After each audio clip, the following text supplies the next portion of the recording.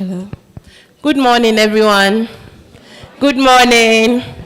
Please turn to your neighbor and say good morning to your neighbor in your local dialect. Those of you who don't have a local dialect, in your local dialect. Ansuma, Ansuma, Ansuma.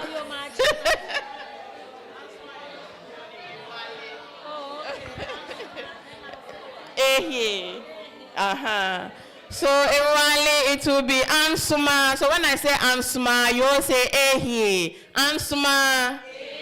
Yeah, the J. So let's give ourselves a round of applause. Good morning. On behalf of Netright, WILDAF, and the Affirmative Action Coalition, it is really a great honor to welcome all of you from across the country to today's Consultative Forum. Affirmative Action Bill. Will it pass in our lifetime? Yes. Do you believe it? Yes. Will it pass in our lifetime? Yes. I love the energy. We will make them pass it, whether they like it or not. Not so. So that's why we are here today, to brainstorm and figure out new strategies to force the hand of Parliament to pass this long awaited bill that will truly bring about better equality and equity within our society. Thank you all so very much for coming. Just so we know who is around the table today, I want to quickly pass the mic around. You tell us your name, the region you're coming from, and your organization. Just that, okay? Your name, your region, and your organization, because we have participants from across the country. Yes. Thank you. My name is Nancy Ansakoba, and I work with Hope for Future Generations, and I'm coming from the Greater Accra region. Welcome, Nancy. Hello. Hello, good morning. My name is Juliana, and I work with Mary Stopes International Ghana. I'm coming from Accra. Good morning. My name is Victoria Nyavo. I'm with the Ministry of Gender, Children and Social Protection. Thank you. Good morning. My name is Prince Clayman. I work with Dream Africa. I'm from Volta region. My name is James Sambian. I work with Henry Jaba Memorial Foundation, Somanya, Eastern Region. Hello, my name is Franca Nancy Hagan. I work with Josu Initiative from Cape Coast, Central Region. Hi everyone, my name is Sharifa Udu. I'm originally from Tamale. I work with PMSCH, but I am currently representing Bashira Kamal. So nice meeting you.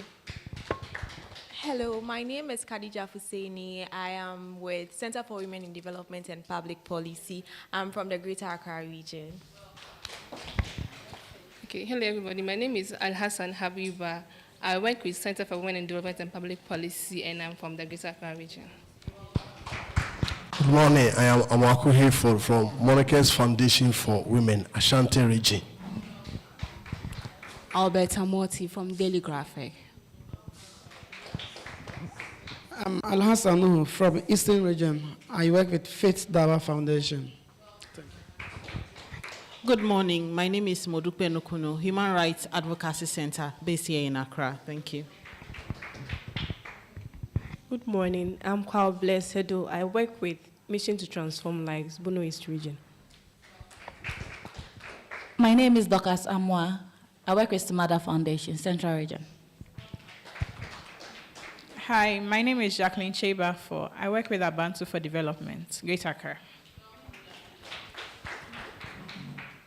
So from the Western Region Health Foundation, my name is Mildred Siabi Mensah. My name is Albert Elijah. I work with Gender Lab, Accra. My name is Maulawe Awiti. I'm with the Network of Women in Growth, Volta region. Thank you. Good morning. My name is Deborah Tayo Akakbu. I'm with the Gender Studies and Human Rights Documentation Center. My name is Na Ankra. I'm with Yarirasi Youth Foundation, a network member of WILDAF. Thank you. My name is Kezia Kenneth Azuma, representing FIDA, Greater Accra. Thank you. My name is Patrice Robertson, representing Eclectic Love in Ho, Volta region. Good morning. My name is Dorothy Barnes from FOSDA. Yes, thank you. Good morning. My name is Baba Utu, Fidelis Communications, Greater Accra. Good morning. I'm Patricia Blankson-Akapo, working with Netright, Network for Women's Rights in Ghana. Hi, good morning. Shauna Flanagan with the Canadian High Commission here in Greater Accra region. My name is Ya Nkansa Samweni. I also work with the Canadian High Commission here in Greater Accra. Hi, my name is Ivy Beddy. I work with Global Action for Women Empowerment from the Volta region whole. Good morning. My name is Godwin Kuada. I work with the West Africa Center for Peace Studies based in Accra here.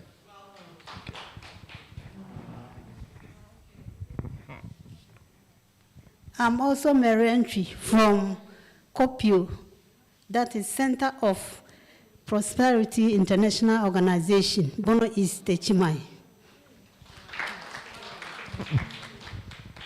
Good morning. My name is Beatrice Lai. I'm a journalist for the Daily Graphic.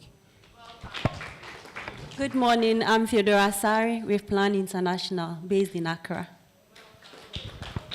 Good morning. I'm Evelyn Gado, also with Plan International, Accra.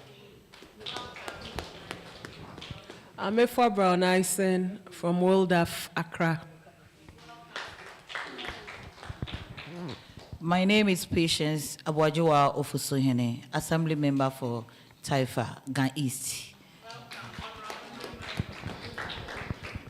My name is Dora Osebwati, Assembly Member, Matahiko, Ablukuma Central, Accra. Yes. Please, my name is Honorable Regina Dede Amankwa from Ponkatamanso, Assembly Member for Lalui, Electoral Area. I'm number 2 on the ballot. Don't forget to vote for me.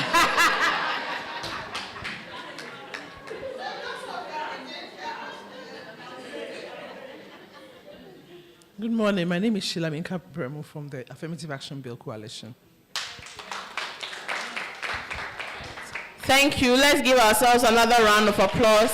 At least we know who is around the table. My name is Shamima Muslim. I convene the Alliance for Women in Media Africa. And we've just returned from a series of trainings for Assemblywomen aspirants. And it was supported by the Canada Fund for Local Initiative, actually. So please, we are advocating for all of you, please vote more women, okay? Vote more women this assembly election. When is the election? Hey, you are really up to it. You are very informed. I thought I was going to catch you off guard, but you have disgraced me. 19th December, please, let's turn up in our numbers and let's vote the women on the ballot in our various districts. Let's give all the candidates and aspirants a round of applause as well. So at the registration desk, you would know Cynthia and our national service person. Cynthia, please, any information, anything that you want, housekeeping issues, please contact Cynthia in our duration here. So why are we here today? To help us answer that question, I'd like to invite Madame Patricia Blankson-Akapo, who is head of secretariat at Netright. Please show her some love with a round of applause.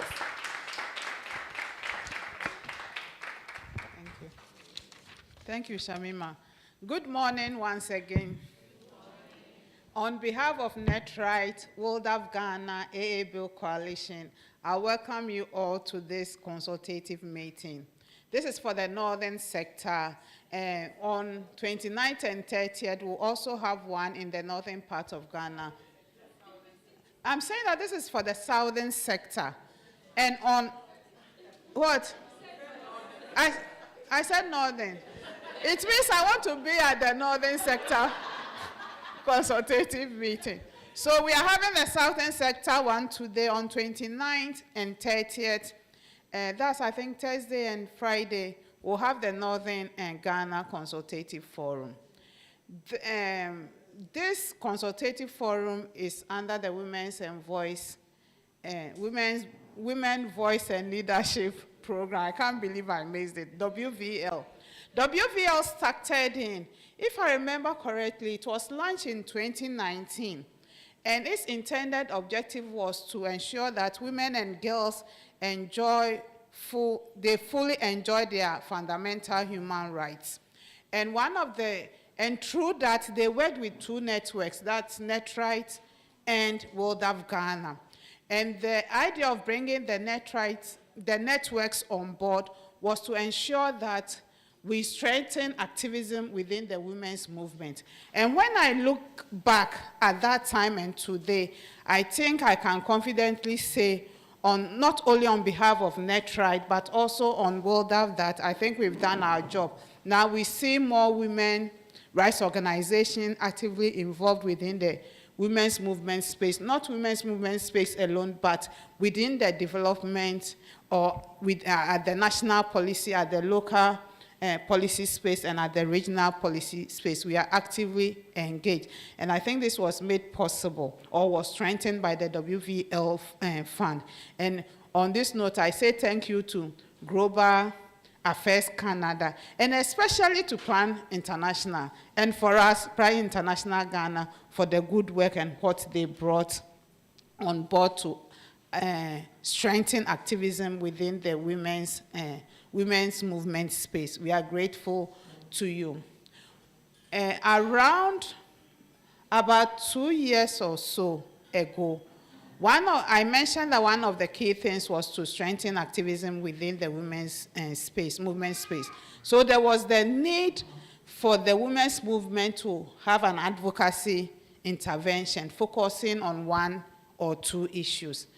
About 2 years or more ago, we started this process. We had a series of engagement, not only with the members of the two networks, but with also grantees. What I forgot to say that the VL program also, aside giving funds for the networks, also provided funding for women rights organizations across the country. Initially, they were looking at Northern Region, Brown Ahafo, and I think Greater Accra. But now when you look at the grantees, they spread across all the 16 regions of Ghana, and let's give them a hand.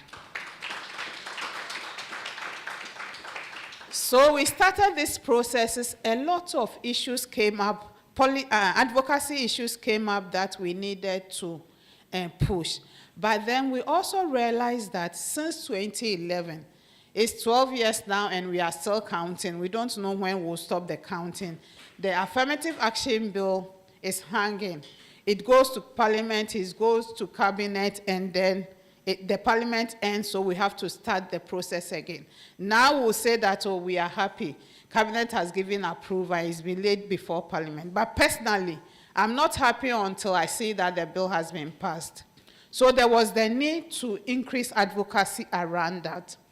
And the two networks and the grantees decided that they will want to add their efforts in pushing. And when I say add their efforts, we're adding efforts because already there is a coalition in place that is looking at pushing for the passage of the Affirmative Action Bill coalition. There are other organizations that are also pushing. So there was no need to reinvent the wheel. We needed to do this together. So we said that which other coalition is better placed to collaborate with than the AA Bill coalition. So we had, even before we agreed, we had a series of discussions with the convener, who we are lucky to have her here with us today, Sheila Minkan-Premo, to have discussions around how we can work together to push for the passage of the Affirmative Action Bill coalition, and they agreed. Netright serves on the steering committee of the Affirmative Action Bill coalition. So we also took that opportunity, and WILDAF also played a key role in that space. So we took that opportunity to ensure that we work with them.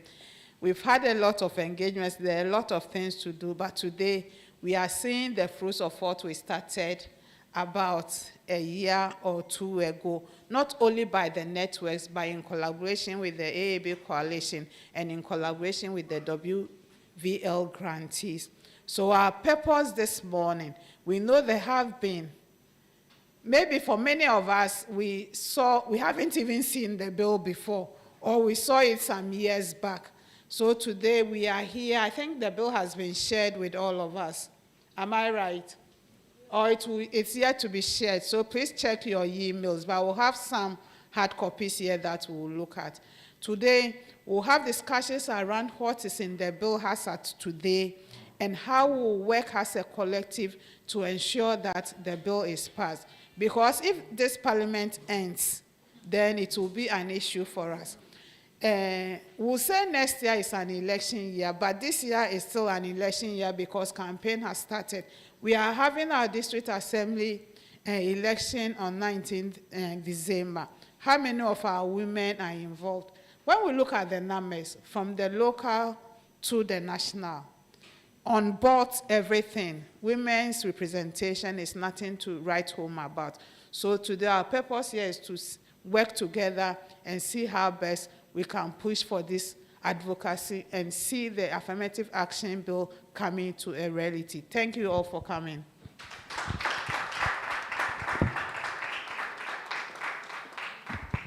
Thank you very much, Auntie Patricia, Madam Patricia Akapo. All right, so moving on now, we'll take a couple of remarks from our various partners who are here and who have been supporting this project. I'll start first off with the Chair, National Executive Committee of WILDAF Ghana. Ladies and gentlemen, let's welcome Efua Brown Eisen, Esquire.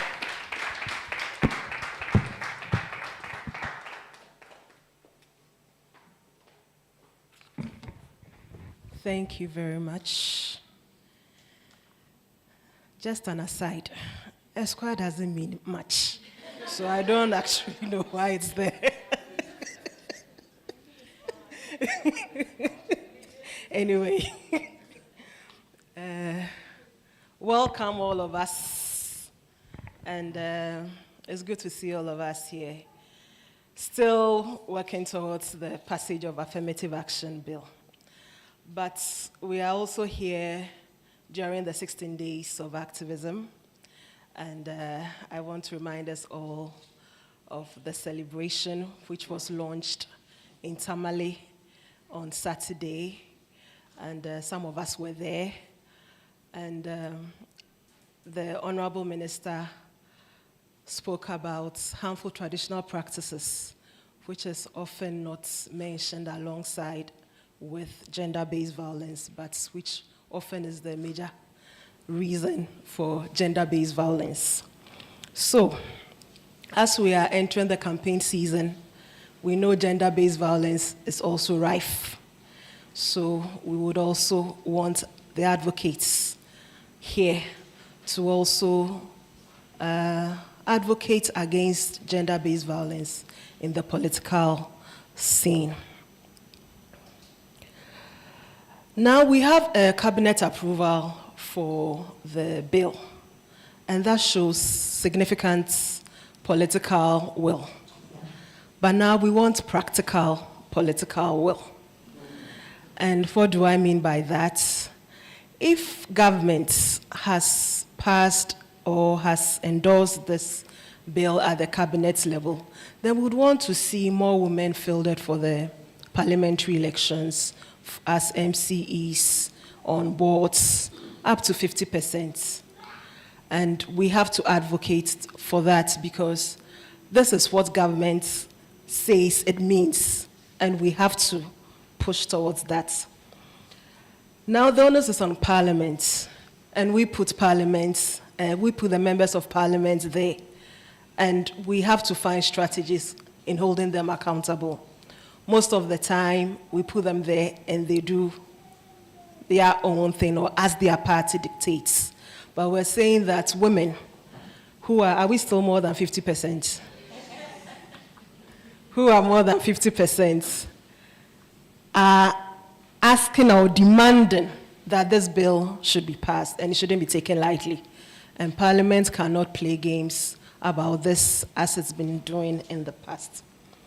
So, WILDAF Ghana, WILDAF Africa is initiating a movement, a 50% movement, in line with the Solemn Declaration on Gender Equality in Africa and the Maputo Protocol, to have 50% of women in decision making. I think it's in line with what we are doing now, and we are supporting this fully. So, we wish all of us fruitful deliberations to have strategies to push this bill forward. Thank you very much.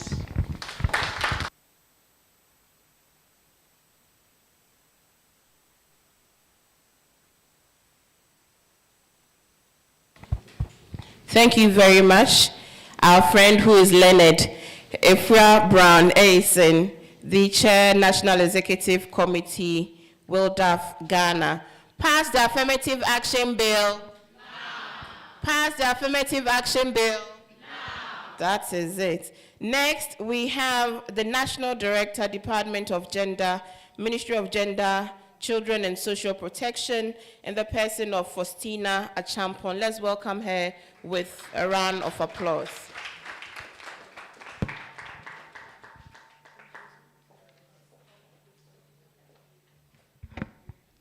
Thank you very much. Good morning.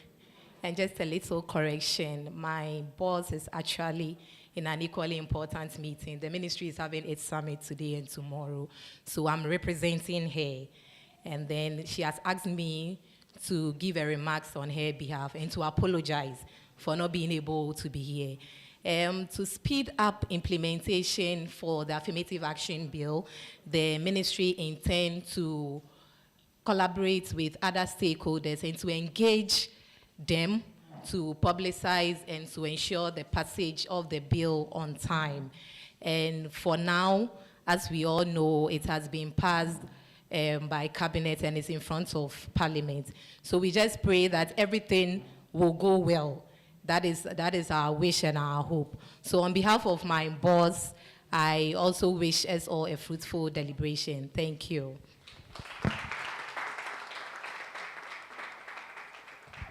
If the gender ministry is praying with us, it's the problem. Oh.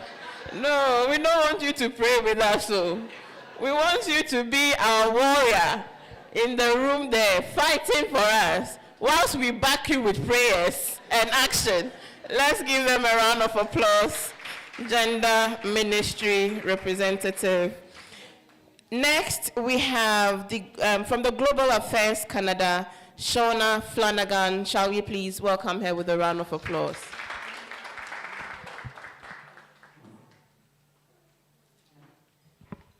Thank you and good morning again. It's really an honor to be with you all today, to see all of your, many familiar faces around the table. I know it's been a long slog to get here, but I think, the recent progress is really something to take note of. For us in Canada, gender equality and the empowerment of women and girls, it's central to all of our international development efforts as well as to our feminist foreign policy. The feminist part is important for us because I think it recognizes that it asserts that these goals are really central to development and to peace and prosperity in Canada, in Ghana, and everywhere in the world. As my lovely colleague just pointed out, we're more than half of the population. And so why should we not be represented in every room, at every decision-making table, and have those leadership roles within our own lives, but also for our families and for our communities. So I think today's meeting is extremely important through the Women's Voice and Leadership Project, which Canada has been supporting for 5 to 6 years now. We've really seen this renaissance of energy, renaissance of discussions, renaissance of strategic push to really move forward those issues that matter most to women and girls in Ghana. We see this as a forum that allows you to define what the goals are and to strategize towards how to achieve them. So we're here behind you, providing support and cheering you on. This is, something that really needs to come from within Ghana And certainly with the vibrancy of this group, it's very much possible. And so we're with you today, again, as a support and to cheer you on for this, what we hope is a last push. We also, at our High Commission, are accredited to Sierra Leone. Despite the recent troubles, I just point out that, of course, they just also passed recently the Gender Equality and Women Empowerment Act, and we saw the implications that this had with this government backing, with this more formal support and endorsement. We had 36% representation among candidates of women among candidates in the recent elections. This is a huge difference and a huge milestone, and so we hope for the same type of platforms, the same types of milestones. The Project Plan International Ghana, Theodora Asare. Ladies and gentlemen.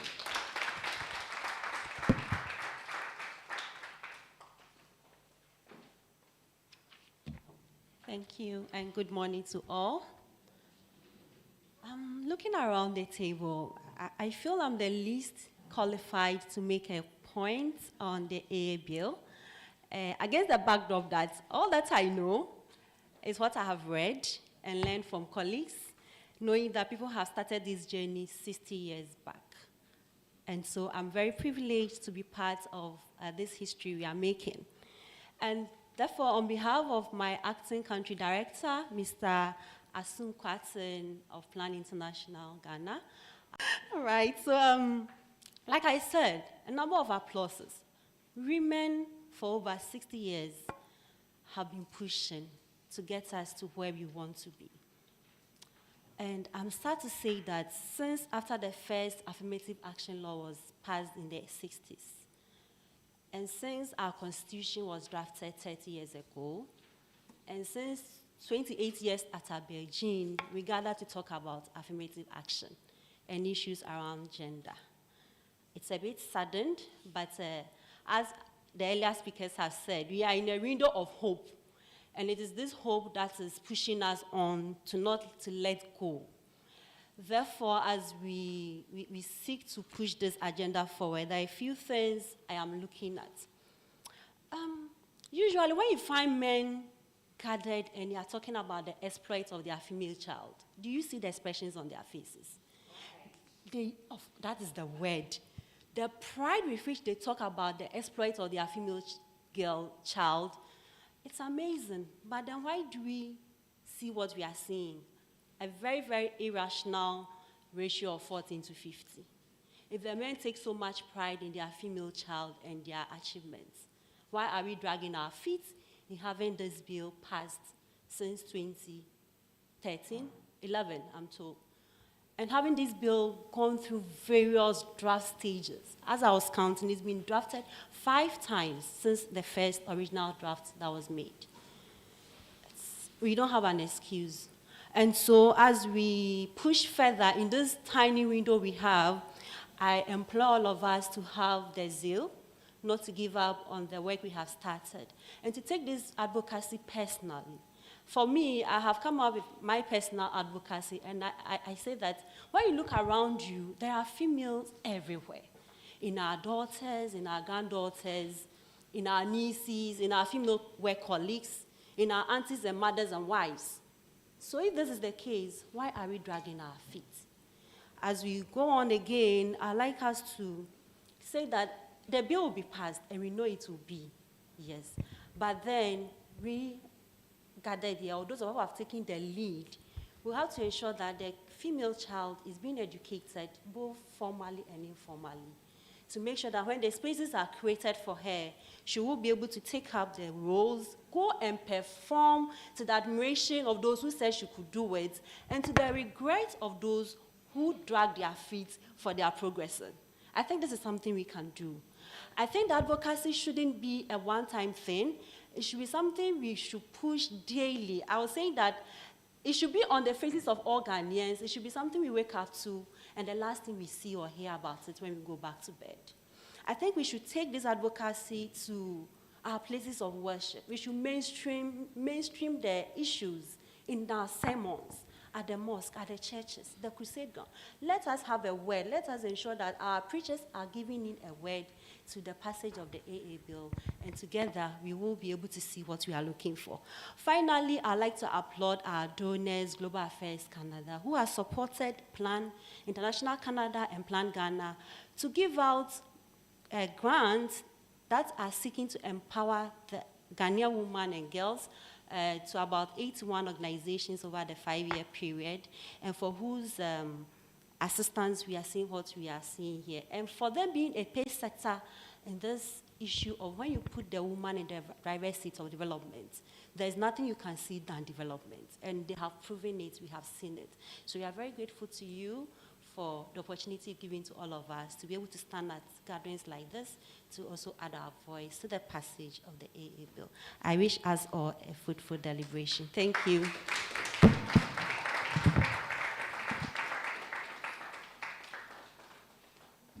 Another round of applause to Theodora Asari, Women's Voice and Leadership Project Plan International Ghana. Our voices matter. Women matter.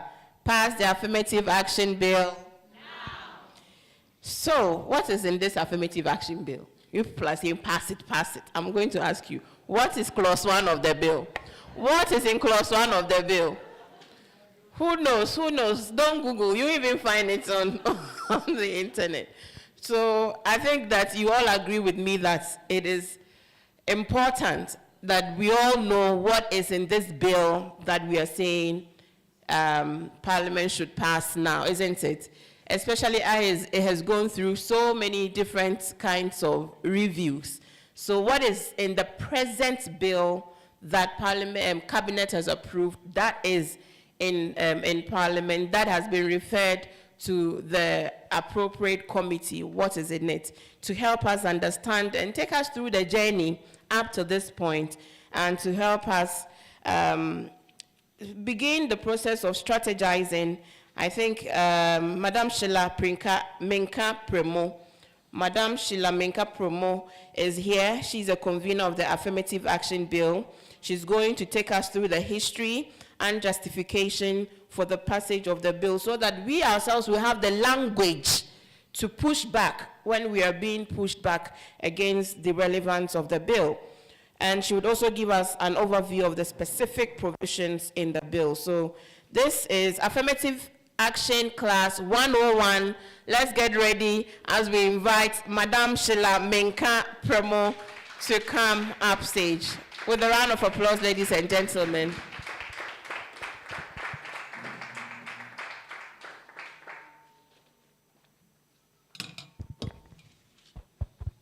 Thank you very much.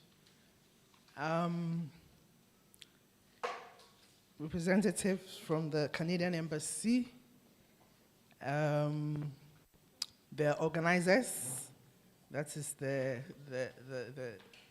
I'll also call them a coalition, WVL, Netright, as well as WILDAF Ghana, that is organizing this program. Distinguished colleagues, ladies and gentlemen, good morning to you all.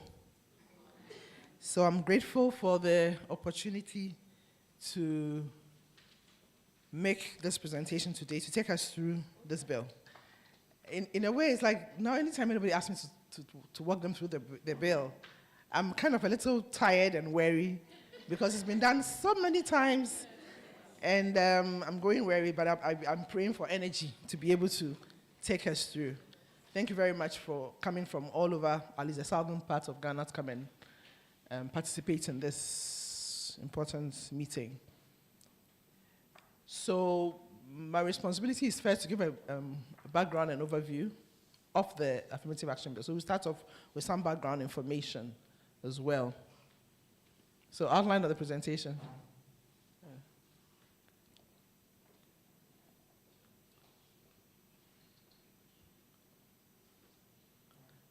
I think it's not working, no.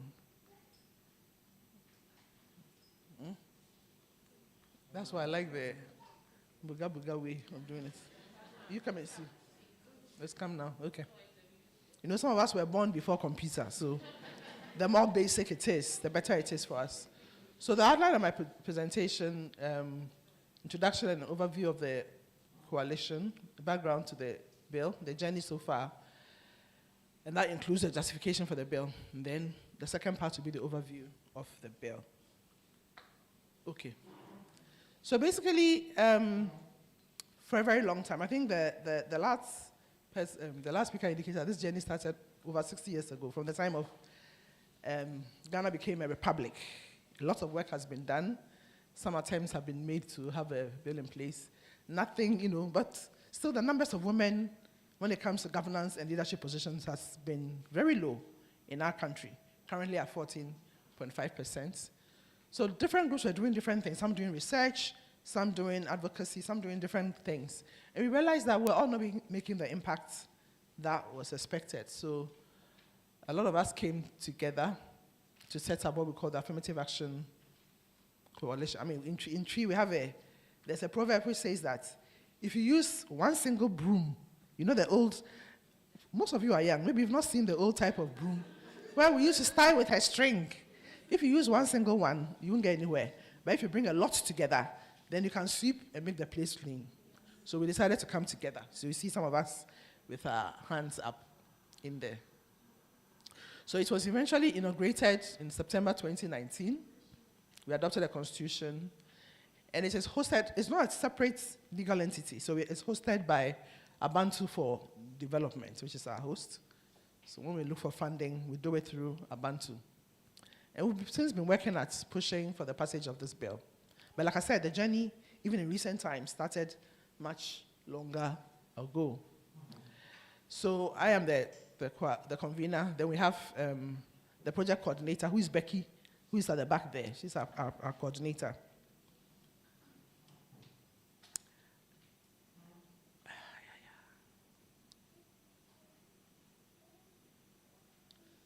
Sorry. So the goal of the coalition is to push for the passage of the AA bill into law within the shortest possible time. Incidentally, when we set it up first, the initial constitution said to get it passed by the year 2020. We quickly had to review it because we realized that it wasn't possible. So we changed it to the shortest possible time. And the specific objectives are to coordinate CSO activities, aimed at getting the bill passed, provide knowledge materials and share information on the bill, undertake advocacy activities, tracking and updating stakeholders on the bill, and then pushing for the passage of the bill, which is our ultimate goal. So what does the bill seek to do? The bill seeks to provide what we call an accountability framework for measuring gender equality and empowerment of women by the executive, legislature, judiciary, public and private sector. And it seeks to promote a progressive increase. We realized, or those who were drafting the bill realized from the beginning, and the experience for many countries is that you can't just say you're going to pass a law today, get 50%. The backlash will be impossible. So the approach the UN has taken is, putting special measures in place, starting off with 30 and slowly moving on. So that's the approach that has been taken, and then that is what we have also been, so minimum of 30%, and then to achieve 50% by the year 2030 by the SDG goals. The Sustainable Development Goals, which I think my colleague Ifwa mentioned when she did her opening remark. That's the yardstick. So by the year 2030, we are hoping that we would have reached the 50% mark. So you would see when we come to the bill that it starts off gradually and is hoping to peak by that time. So if you look at when we get to the bill, the memorandum to the bill, which is the part that explains why the bill, why there was a need for the bill, etc., it refers to the high illiteracy levels and low educational achievements that deny women access to decent employment. Yes. If you Google Ghana now, you look at the literacy rate, you look at it in terms of demographic brackets, more women don't have as high education as compared to men. There are also several things, issues about health, issues about access to justice, socioeconomic factors, as well as our cultural setting, etc., makes it very difficult for women to reach the highest level of decision making, either in the public sector or in the private sector as well.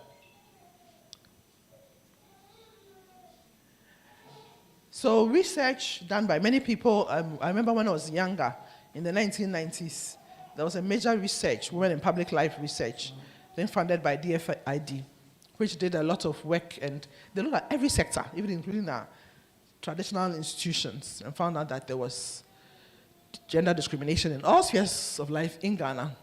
And then it necessitated the need for an affirmative action law. So you see something like that referred to in the Women's Manifesto. You remember that in the 1990s, we also had the Beijing Declaration and Platform for Action. The Beijing conference took place, where every country did an assessment of where they were. And when they came back from the conference, the 1995 documents requested countries to do things. So these are some of the things that fed into many of the things that were done. Some policies were passed, etc. The 1998 policy that came in. But they never had the same impact, because a policy is not a law. It can change. If you don't want to apply it, nobody can really compel you.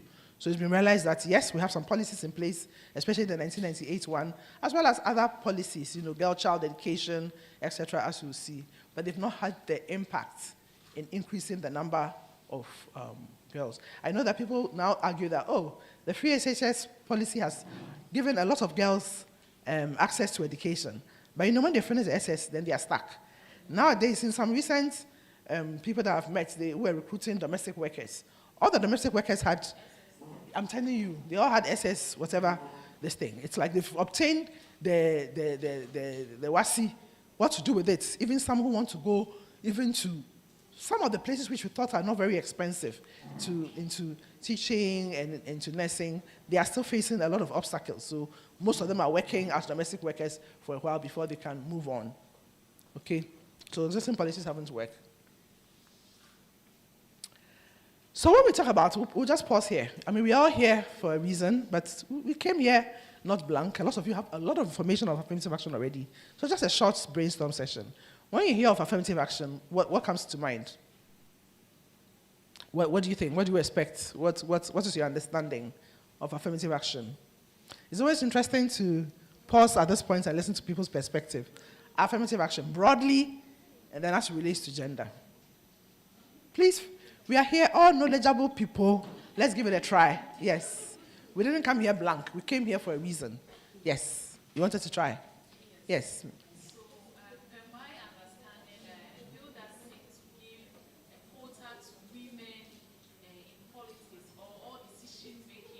Position. Places. So we're seeking for a quota, and that will be legal, that we can hold duty bearers accountable on. I think that's my own understanding of it. Okay, so that's a good one. Anybody else has another view? Or she said it all? Yes. Yes, sir. I think my understanding would be like a positive agreement to some kind of understanding about the role of women in governance and in all spheres of life. Okay, thank you. Yes, my young lady wants to say something. Great. She's talking about equity, okay? The other young lady wants to say something, yes, before we conclude. Mm-hmm.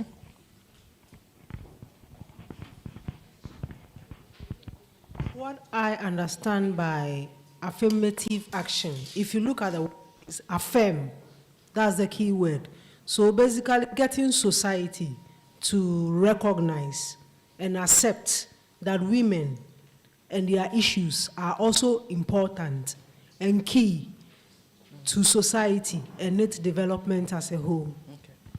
You want to say something? Just a quick announcement, please. There's a paper that will go around. Please indicate if you want your lunch to be packed for you. I'm sorry we are talking about lunch this early. If you want it to be packed for you or you'd love to eat here, okay. When you eat here, you get more variety, so. Okay. So basically, I think that we all said things which all sort of give us a basic meaning of affirmative. The thing is, when we talk about affirmative action, it's a very broad concept which can be used in different things. It has been used for racial discrimination in South Africa, the US. It's been used for even persons with disability. The disability law has special provisions which says that if people have a disability, they're entitled to ABC, etc., just to be able to make things easier for them. So when we relate it to gender, as our young lady indicated, it means special measures that you put in place to enable, remember, the key thing too is that we're talking about gender. We're not just talking about women. We're talking about gender. You're looking for gender. Gender equity too is the road you take to get to gender equality.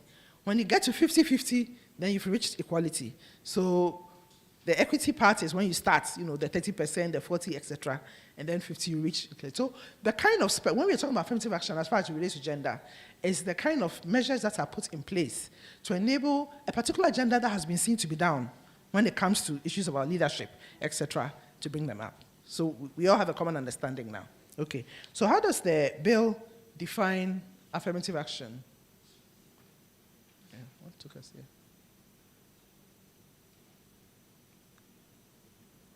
Where am I supposed to be pointing that? This thing, so, okay. You have to press it so much. So basically the bill that we'll be looking at, that's the 2023 Affirmative Action, in brackets, Gender Equality Bill. Remember, it's not just a broad affirmative action, it's specific to gender equality bill. It has a certain definition, and it reads, a set of measures adopted by government, public and private institutions to address a history of systematic discrimination and exclusion of women, and to encourage their efforts towards addressing political, social, cultural, economic, and educational gender imbalance in the public and private sectors, in accordance with Article 17(4) of the 1992 Constitution. So we'll be looking at it. So basically, it's talking about, measures that you put in place to ensure that, what they call is a history of systematic discrimination against women, and then their exclusion, and to bring them up. We'll be taking a look more and have a better understanding of this definition.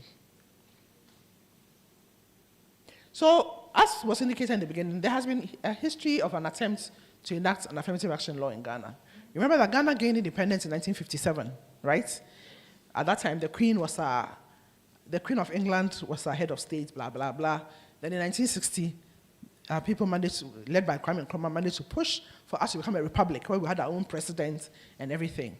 And one of the things that was done from the beginning was a law was passed called the Representation of the People's Act of 1960, which put in place some measures to bring in some women into parliament. So it brought in 10 women in parliament.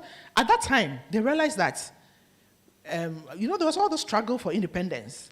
And the pictures you see are always men, but we are told that there were a lot of women. I don't know, there was this documentary, this research that was done by the University of Ghana together with the University of Birmingham, which shows that a lot of women, some market women who were financing the work the men were doing, some were doing the usual thing women have been assigned to, cooking for them whilst they were sitting there talking big, etc. But when it came to propelling, who were the ones whose faces are shown?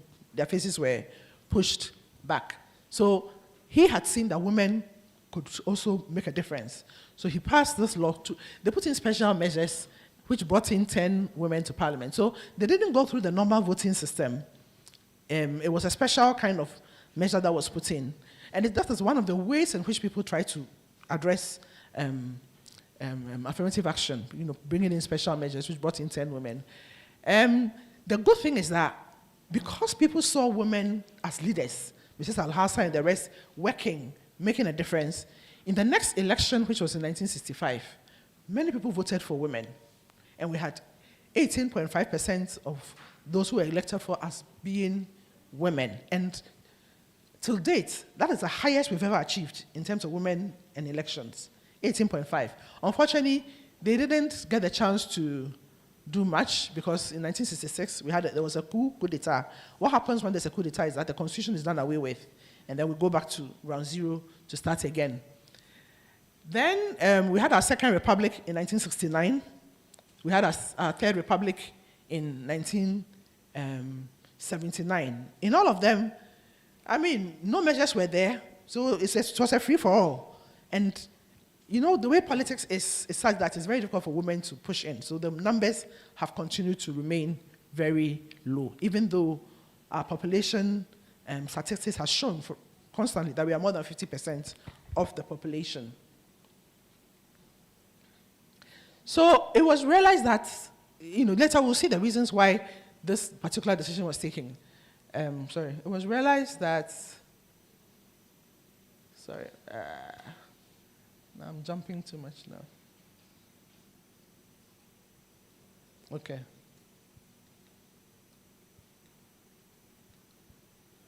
Okay, so in the recent history, like I said, this work has all been ongoing. People have been advocating. There's a need to increase the numbers of women, etc., etc., etc.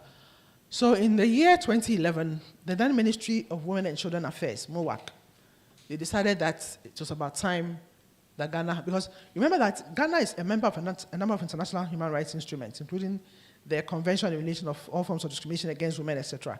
Whenever Ghana writes their reports, they come with comments and what should be done. So this issue about the low numbers of women in governance, etc., has always been raised. So in 2011, the ministry started the process to come up with an affirmative action law. They set up a 21-member committee. Now the ministry, as we know, is MOXIP, Ministry of Gender, Children and Social Protection, represented by a young lady. Oh, where is she? She didn't wait. Hey, she has to be here.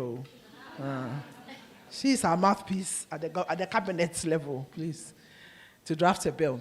So it was made up of, I had the privilege to be part of that working group representing one of the NGOs that I work with, Lower Ghana. So this technical committee, working group, which we call the committee, people from MDAs, ministries, departments, and agencies, political party representatives, and the political parties didn't only send women. I mean, some of them sent their women leaders. Some also sent men. I always remember one of the members was Honorable Bid Zibid. You remember him? Yes, he was a member of the committee. So it wasn't only just this thing. There were quite a number of men working with us. And then people from academia and CSOs, Professor Georgie Chikata and the rest were all part of it. So we undertook desk research to see what work has been done already, calling for, recognizing that women were marginalized when it comes to governance and decision making. And then what recommendations have been made. Then we also went around. They divided us into groups. I remember we had a Deba in Dodowa. Then we had another one in Kumasi. At least the 2 regions I went to. Other people went to other regions. Went to all the 10 regions then to go have some kind of a town hall meeting, indicate to them what we had found, what people thought should be done, or their views. And everybody thought that we needed a law. So the report of the consultations was put together, and the key issues on it were teased out for the preparation of the bill. So the very first draft came out in 2013. There were changes in ministers, so they kept changing, goes to cabinet, do this, do that. 2016, it actually went to cabinet, and that was, until now, that's the only time it went to cabinet. When it went to cabinet, that was under Honorable Nanoye, later, who was very active then. Unfortunately, it was laid in Parliament in October of 2016. In December, there was elections, so it didn't even get the chance to pass through the parliamentary process. So by December, it had lapsed, and then we started all over again in 2017. The good thing is that the new minister, there was a change in regime. The new minister also took it as very serious. Her very first, when she was appointed around about January, February, the first issues she worked on was affirmative action. In 2017, she had a workshop at Fiesta Royale where she took the 2016 bill. And for me, issues about continuity is very good when it is a good thing. She took the 2016 one, got a whole lot of us together to look at it, scrutinize, is there anything that should be changed, etc., etc. And then by the end of the year, she had a bill. And she kept working with us who were in the technical committee. 2018, it went to cabinet, and then it came, take this out, because the original bill had a lot of things in it. Information, there was a section dealing with local government, there was a section even dealing with traditional authorities. So it indicated that when it comes to selecting traditional authorities for various events, not only the males should be selected, because our constitution defines a chief as both a male and a female, properly elected. But usually when they are calling for chiefs, it's always our male chiefs that come up. So all those things were in it. But they said, pull this out, pull that out. And then I remember 2018, we were housed somewhere around the Kitasi area for about 5 days to change things. Unfortunately, when we finished our work, they changed her as a minister. A new minister came in. And there has been frequent changes in ministers. And every minister comes, it's a huge ministry. Gender, children, social protection, we have domestic violence secretariat, human trafficking secretariat, we have LEAP. So it's a very busy ministry. So when they come, they tend to look at areas they are interested in. And if you're not careful, your issue would just lie somewhere in there. So 2019, 2020, at 2020, that was the last time the technical committee was consulted. After that, the ministers that came refused to consult the technical committee. Because there was a 2021 one, when Honorable Adjwasafu was made a minister. What happens is that they will sign, normally you have to take it to cabinet. So they will remove the parts that the previous minister signed, sign it. Sometimes they don't even make any changes and then send it, but they even refuse to give us access. 2021, because she came in 2021, yes? And then it was in cabinet, we had nothing much was happening because there was no substantive minister following up on the issue until a new minister was appointed in December 2022. She took office in January 2023. By March, she had sent an updated version to cabinet. And then, fortunately, through some mechanisms, that bill is also now currently, it went on 31st October.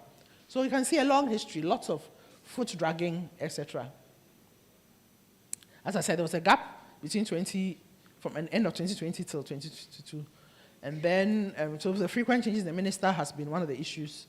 So the bill is being, so the draft received cabinet approval in September, and on the 31st of October, it was hurriedly laid in Parliament. I'm sure you've all heard the history. You read the news. There are some people, we are looking for money. If you go to the bank and you are looking for a loan, they can tell you your conditions. I think around about March, April, some of the development partners who've been helping us, they had a meeting, and then I joined the meeting, and there was somebody from World Bank who was there who said one of the conditions for the release of some money is the passage of this bill and the social protection bill. So I wasn't surprised when later we heard the news that it has been laid, and I heard even the Ministry of Finance was behind pushing. And if you read I follow a lot of what happens in Parliament, then it wasn't even our minister who laid it on the 31st of October.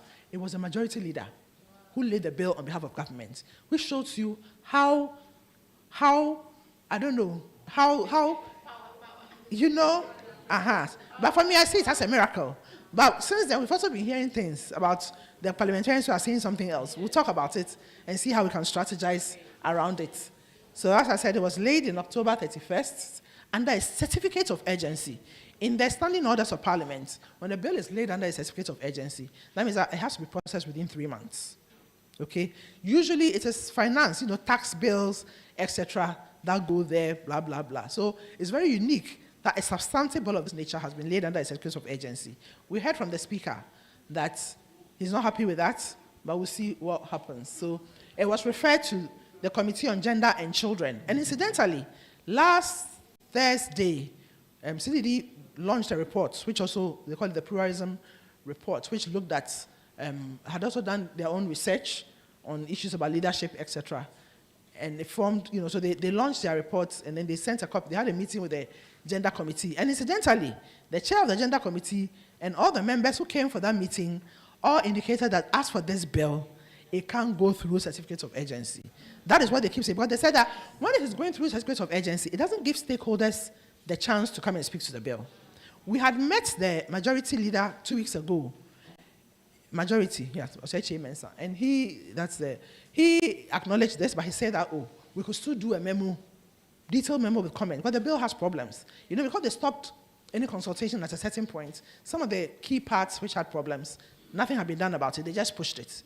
Even if you look at the law, there's a reference to 2020, which is the last key substantive changes that were made. The rest, they just changed some dates and left some dates in, etc. So we'll see how we will think about the current thing.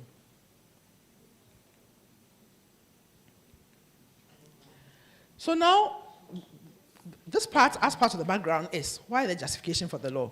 And this is a very important thing because many people think that, why do you need this? Why do you need that? This is the meat of, if you're doing advocacy on Affirmative Action Bill, this is what you need to know. Okay? There are 6 key points which you need to know, which you will stand on to make a case for them to have this thing. So basically, the memorandum to the bill indicates that it's a bill to redress areas of social, economic, and educational imbalance. You will later see that this language is in the Constitution, okay? And it aims at eliminating discrimination and the need for equal opportunity for both men and women. So it talks about inclusion. We are saying that there's enough justification. We've summarized the justification into 6 key points. Okay. Issues about marginalization of women. Since we started from all the keynotes, they also gave the remarks, etc., we know that women are marginalized. We are 50+ of the population, even from our last population census, which is partly out. But then, if you look at the number in parliament, if you look at district assembly, at the last elections, I hear was less than 5% were elected for. So we are very proud of our ladies who are here, who managed to get themselves elected. And we are hoping that we're going to get even more. So why, okay, before I go to my next slide, when you look from the cultural perspective, why do you think that most people think that women don't deserve to be leaders? From your own traditional areas, what are some of the sayings that you hear which relegates women to the background? There are many sayings which operate in our mind, because sometimes people think that it is a white person who has come to tell us about gender inequality. But gender inequality is ingrained in our culture. What are some of the popular sayings we have in our local parlance which points to this? Any attempts? Yes. Okay, that is also there. Then who else knows another one? Consulting the old lady, which means that if you need wisdom, they know that you have to see the old lady, but don't see her in public. See her behind the door. She shouldn't be in the open talking. Thank you. What again? Great. Among the account people, we say that when the woman buys a gun in those days was a very expensive thing. She doesn't keep it in her room, she keeps it in the man's room. There are similar ones we did some research with the National House of Chiefs. I think in the Kasina Nankana area, they have one who says that if a woman kills a snake, who cuts off its head? Is a man. They have it in their language, etc. Meaning the same thing. It's like women can do the basic things, but when it comes to the big things, cutting, for me, if she's been able to kill the snake, why does somebody else have to come and cut the head? They are squeamish. I may be squeamish, other women are strong. How many of us here can cut the neck of chicken? In there. Any other thing? So basically, in our own local parlance, whatever. Then they say obanini. The baby. There's one about obanini. It's like a woman shouldn't behave like a man, right? Obaton atudro. Obaton nyadwa onton atudro. Meaning a woman sells garden eggs and not bullets, gunpowder. Oh yes, they are there. I think that as we are, just to give us enough things to stand on, we need in our own little, when you go back to your own setting, find out what are some of the sayings in your own local language which is there, which keeps us in the background, okay? Yeah, so let's go.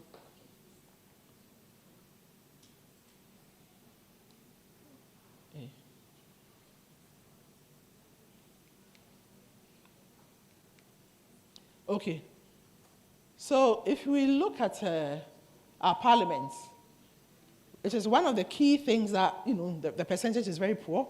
I think I mentioned that from 1965, which has been the highest, the rest has all been very low. Currently, we have 40 out of 275, making it only 14.5%. And the parliamentarians themselves, they feel shy. They have a union, they call it the International Parliamentary Union, and they have a gender ranking. Ghana is 145 out of 190-something countries. And I hear the last time, they told them that the next time they come for a meeting, if they've not passed the law to try to remedy it, they will even put Ghana out of the ranking thing. And they say it, but I think that saying it is something else, but doing something about it, it's a big problem for them, because they all want to be where they are.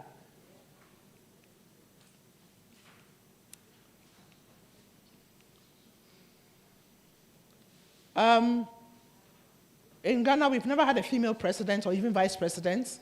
Ministerial positions are usually, majority are men. I hear that the economic management team is composed of only 7 males. Meanwhile, at KJTI and Makola, who are there? Who are doing the everyday economics? It is the women, but they are not reflected in the big places where the people with the degrees, and meanwhile, look at where we are. Please don't go and tell them so that we go and help them. No fear. I mean, I hear that at a point, when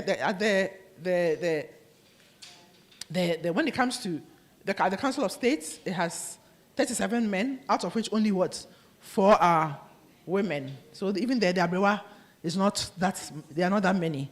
At the judiciary, there are also more men in the superior courts, even as well as the lower court. Now things are increasing. At the judiciary, they are engaging more. They have a policy. They have a gender policy, which some of us helped them to put together. So they are doing things. And then out of the 20 chief justices we've had, at least we've had 3 in the last history, which is good, but could be better.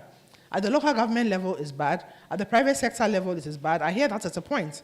Out of the 35 companies listed on the Ghana Stock Exchange, 38% of them had 1 female on the board or none at all. So the boardroom is also seen as the male domain. When they come to talk male things, then you're coming to come and whatever. Then the reasons for the marginalization of women. We've mentioned some, our own cultural sayings, which keeps women this thing. Now, the gender division of labor in the home.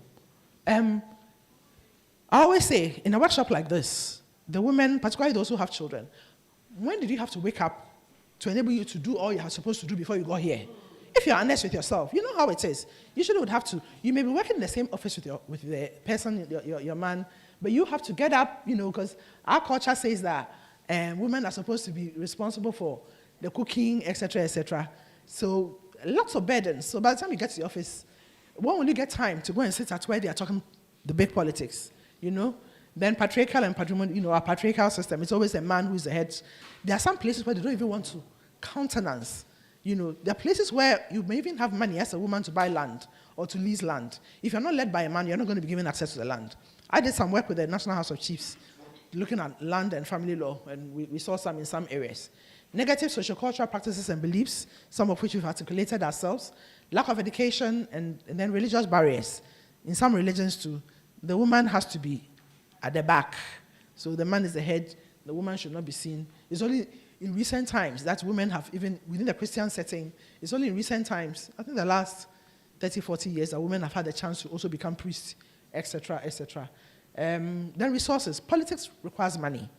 In most of the single-parent households that we have in Ghana, most of them, the children are with the women. Every penny she gets, where does it go?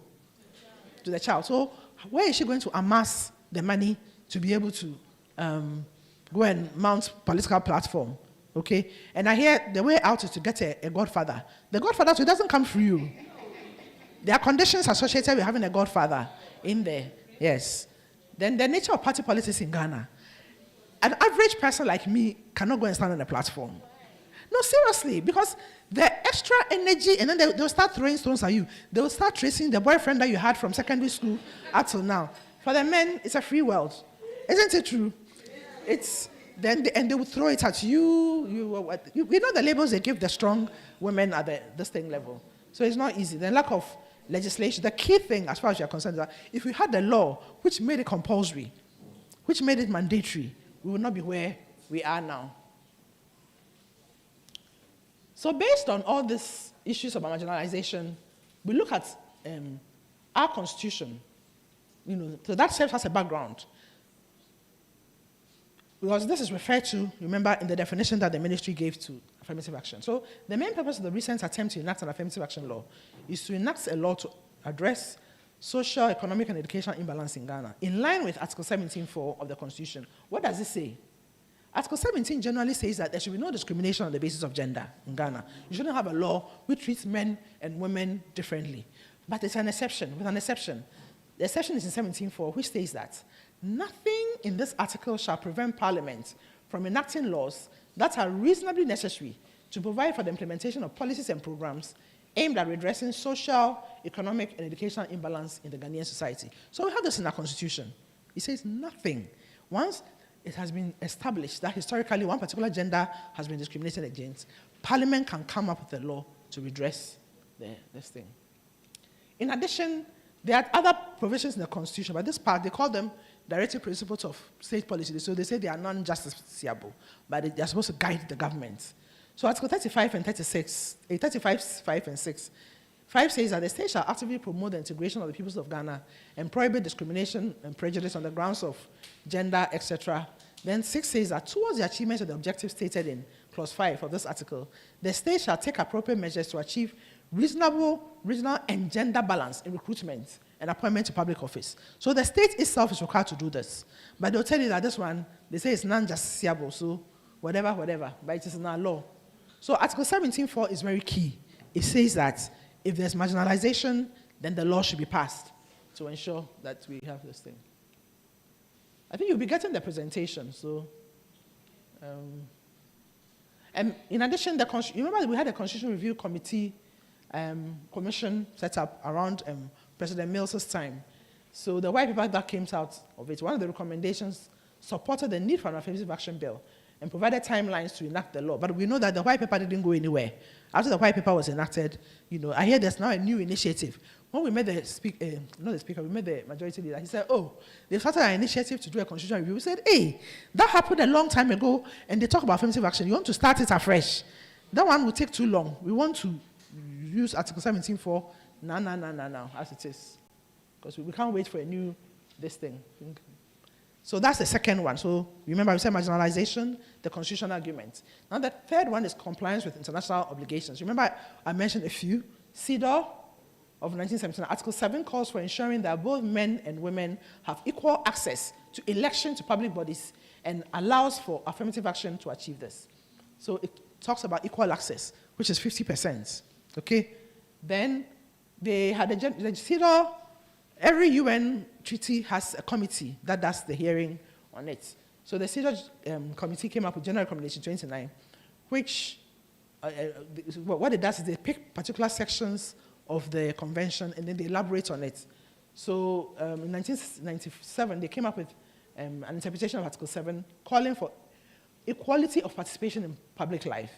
Then in 2004, they came up with an interpretation of Article 4, which calls for temporary measures to move towards gender equality. Temporary measures to get us there.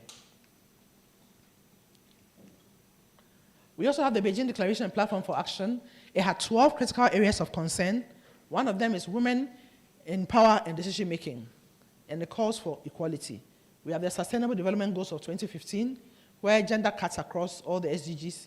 As you said, Goal 5 talks about achieve gender equality and empower all women and girls. It focuses on gender equality, and it says parity. So when we talk about equality and parity, it's the same thing. We should achieve parity or equality by the year 2030. So work, and then get there, in there. Then at our own Africa level, we have the optional protocol to African Charter on, called the Protocol to the African Charter on Human and People's Rights on the Rights of Women. In short, we call it the Maputo Protocol of 203. Article 9 is titled Right to Participation in the Political and Decision-Making Process, and it enjoins state parties to the AU to put in place specific and positive action to promote participative governance and the equal participation of women in the political life of their country through affirmative action. Again, we have the Agenda 63, which calls for parity to be achieved by the year 2063. How many of us will be alive? I don't think I'll be alive by then. 2063, we want to get there now, in there. I think my sister also mentioned the Solemn Declaration on Gender Equality, also calls for that. And the African Charter on Democracy, Elections and Governance also calls for gender equality of 50% participation. So we've seen 3 arguments now. Now the fourth one is ineffectiveness of policies. Policies enacted over the years by the executive have sought to ensure affirmative action for some social groups, but has been found to be ineffective. We had the Girls' Education Unit of the GES set up in 1997. It has done well, but people's problem is that when it comes to girls' education, I don't know, if there's some schools in Accra, they call them the G7 schools. When you go there, speech and prize giving day, 1 to 10, how many, most of them are girls, right?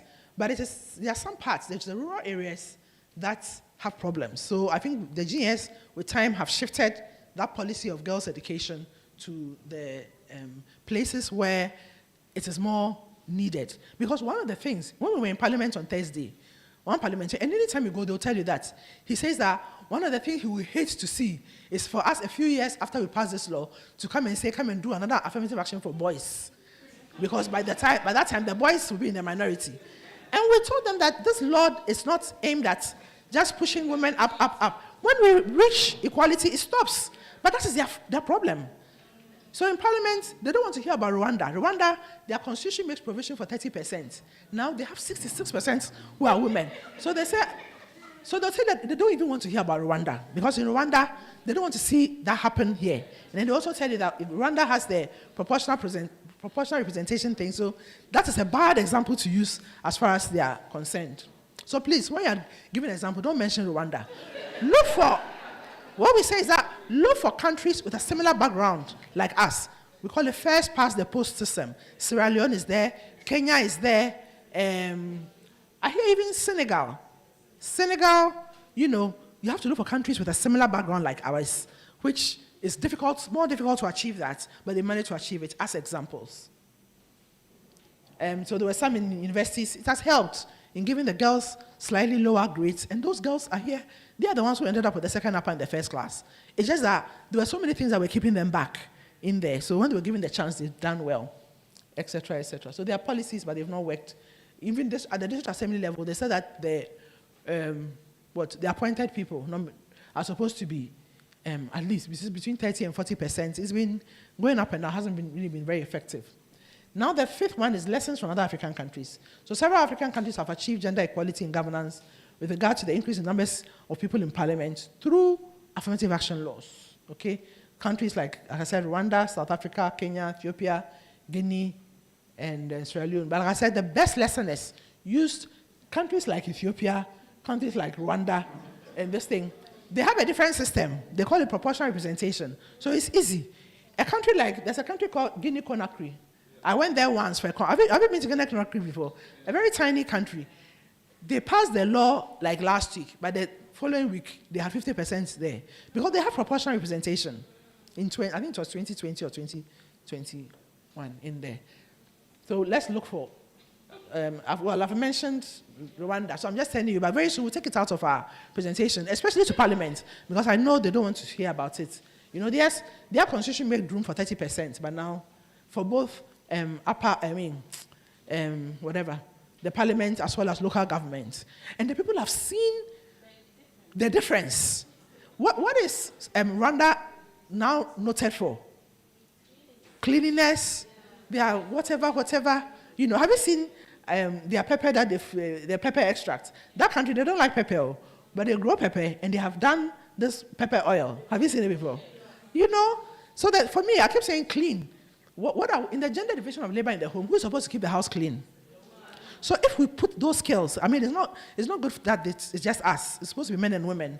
If we have certain skills we have honed as children, and we get high up there, won't we be able to demonstrate it better? That is why it is being touted as one of the cleanest countries in Africa. Then the Sierra Leone, the recent one, which I think was mentioned, they passed their law in 2022. At their last elections, they had women, I think we mentioned 30.4, but you mentioned even a higher the candidates. This is what they got, the parliaments they have. And before they passed their law in 2022, they were the same place where we were, 14.5% in parliament. They are also first past the post. You see the first past the post, blah, blah. In the AA bill, when we started, the very first draft, we had indicated that, safe areas, they should only let the women stand. I remember we met some young parliamentarians, some of them who could be like my sons. And the way they virtually insulted us, that why should we put that there? They also deserve to also be there, etc., etc. So Sierra Leone has done it. They have similar political history like us. We can learn lessons from them and also be able to do it. Then the last one is that they said it makes economic sense to ensure gender equality. I saw a research report by some group that had done something on, and they showed that if you have inclusion, your economy is usually much, much better. The former Otiko, one of the things she was somebody who really liked affirmative action. She says that one of the things she used to say was that it's like you have two legs to run your country, but you've held one back. Do you understand? Do you think you'll go far? You are hopping. So that's one of the things. So it says that it makes economic sense to have gender equality, makes your economy better. No country can achieve its full potential without the equal and economic participation of women and girls. So for me, these 6 reasons are enough that you can tout anywhere. The fact that women are marginalized in our society, in many spheres, mention the examples. The fact that Article 17.4 of our Constitution says that where it's found that women are marginalized, a law should be passed to address the wrongs. The fact that Ghana has international obligations, which calls for it to have this kind of law in place. The fact that, what was the other thing? The fact that other countries have also made it through a similar thing. So just remember those arguments and then whatever. The good thing is that this presentation that I'm making, at the moment we have a number of focal people that we have trained to represent us at the regions, because we can't just be traveling around. We've taken them through the same thing and given them these slides. So they represent us at different regions and are able to also spread the information. Maybe I can pause here. Any question, or I can just go on and finish so that we can have more time to present. Madam Moderator, any question? Yes. There's a mic somewhere. Pardon me. I have some here.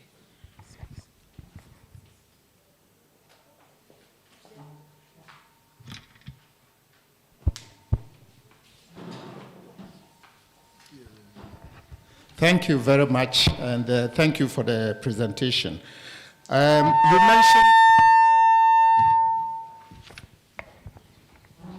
You mentioned a country like Guinea, Conakry.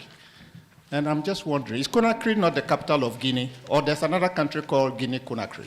Oh, that's Guinea-Bissau. You know, so sometimes just to make the difference, it's Guinea. It's just called Guinea. Okay. But I don't have Conakry as emphasis, so I don't think it's Bissau. Okay, all right. Thank you. Sorry for that. It's Guinea. Simple Guinea. But the head of the capital is Conakry. Apologies. Hey, some of you are teachers here, so I have to be careful what I say. Hey, apologies. Yes, any more questions? No? Okay, so we'll go on. So basically, the text of the 2023 Affirmative Action Bill, I think they've sent it to your email. I think for those who don't have this thing, you can get a few copies. It's quite a big law. If they say they are printing this for everybody here, it's going to be very costly for the WVL team.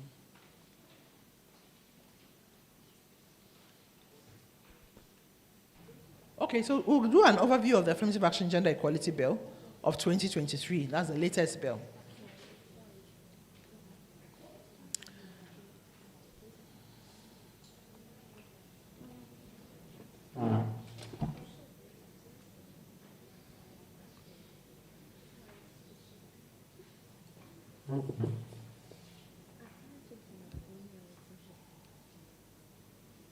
Sorry.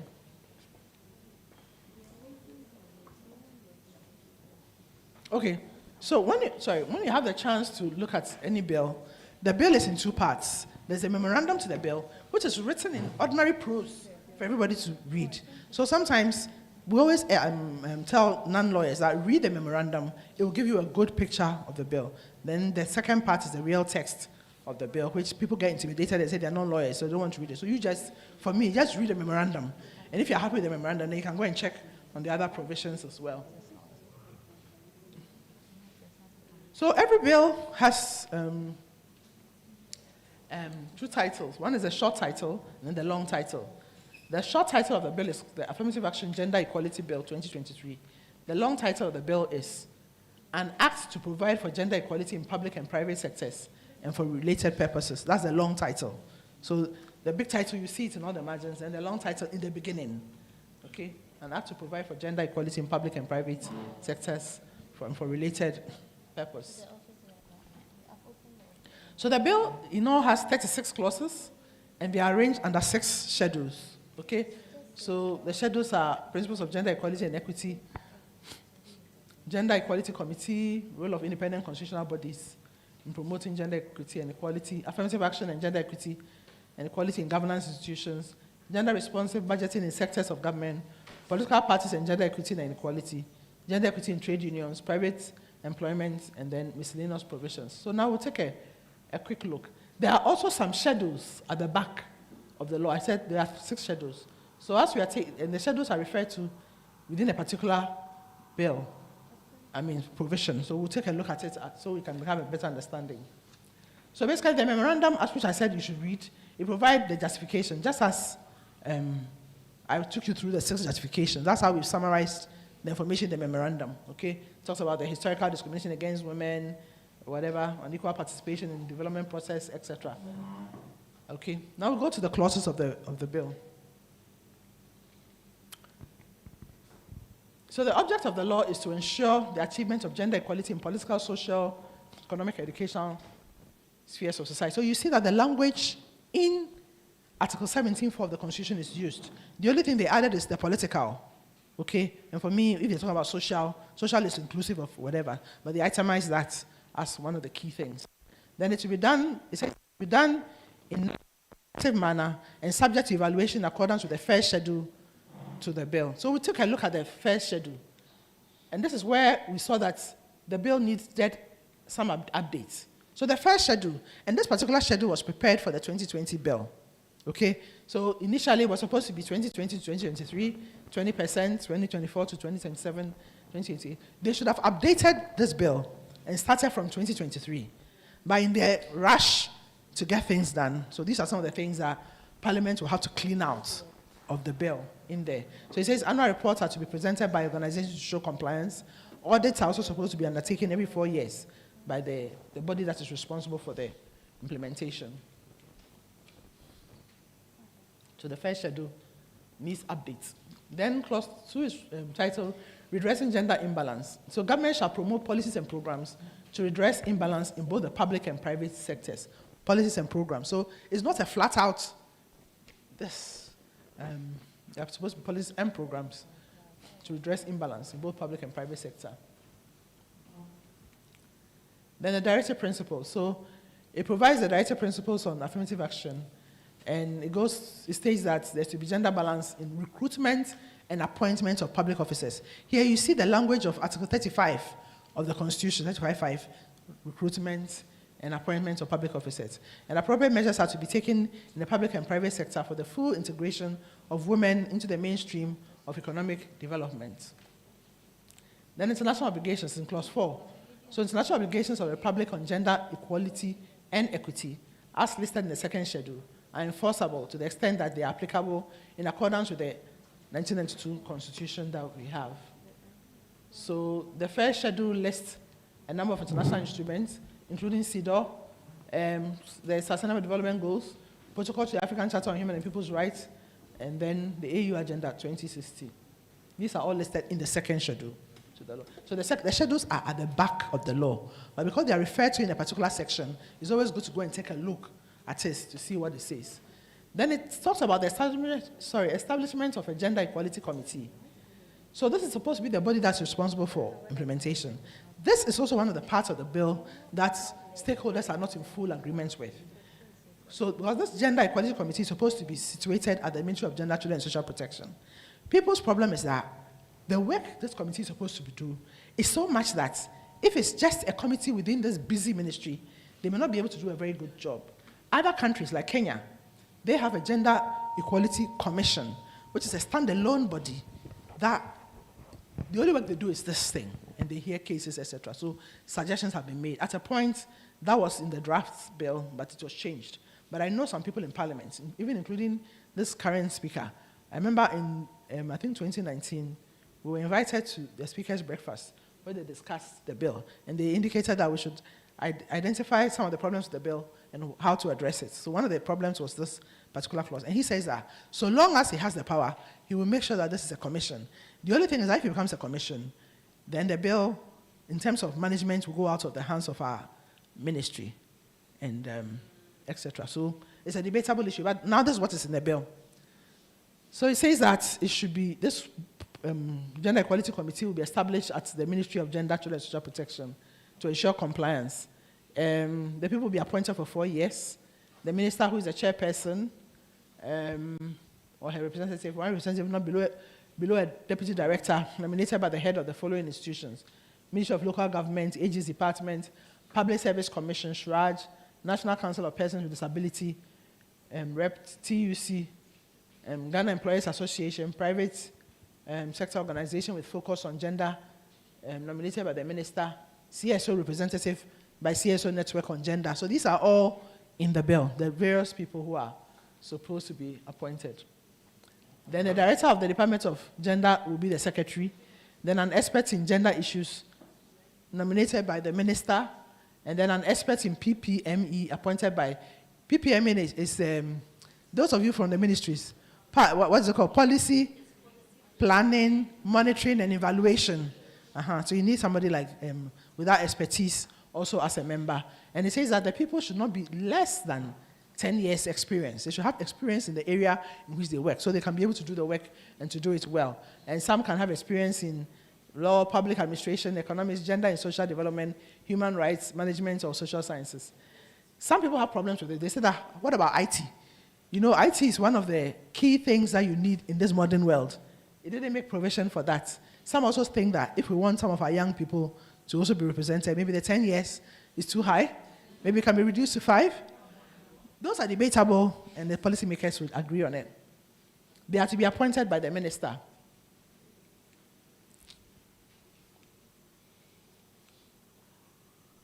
Then clause 6, functions of the GEC.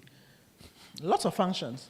Ensuring monitoring and compliance with the Act, reviewing and analyzing annual reports on gender equality from organizations. So every organization, every ministry, Ministry of Defense, every ministry is supposed to bring their reports. Government, organizations, everybody, private sector, receiving and analyzing annual reports on gender equality from organizations, receiving complaints of non-compliance. So if a person thinks that somebody in the office place is not complying with the law, they can lodge a complaint.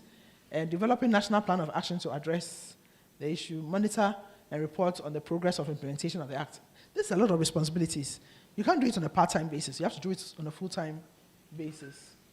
So,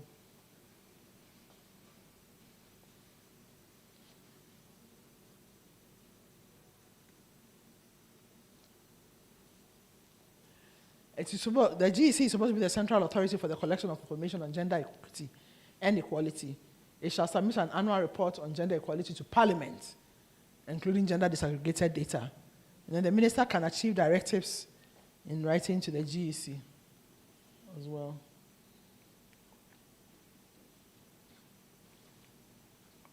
Then clauses 7 to 12. 7 deals with tenure of office of members of the GEC. Remember I said it's 4 years. Then some would have to be changed and others brought in. Meetings of the committee, they're supposed to meet at least quarterly. But to do their work effectively, they may end up having to do a lot more meetings. Disclosure of interests if they are dealing on a particular issue. Establishment of subcommittees, allowances, and then ministerial directives. Then 13 and 14, functional secretariat is to be established at the ministry to discharge the functions of the committee. Then a gender equality compliance certificate is to be issued annually by the minister to deserving organizations. So if you submit your report and you have complied, then they'll give you a certificate. If not, you'll not get the certificate. But then we need to know what are the consequences of not getting the certificate.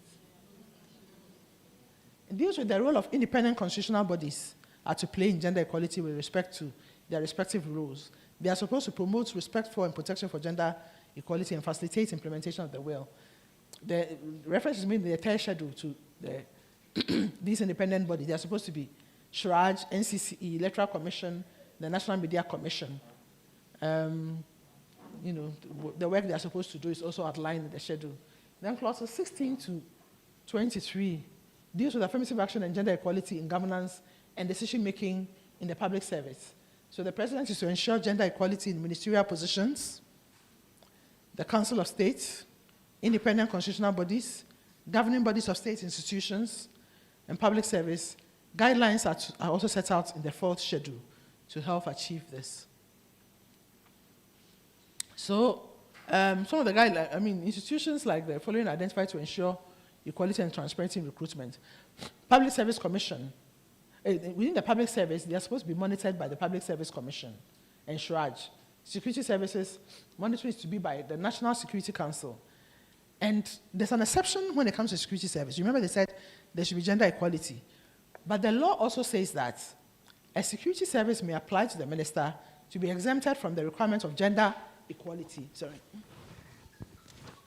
Equality, where it is established that for a particular role, gender is a requirement, okay?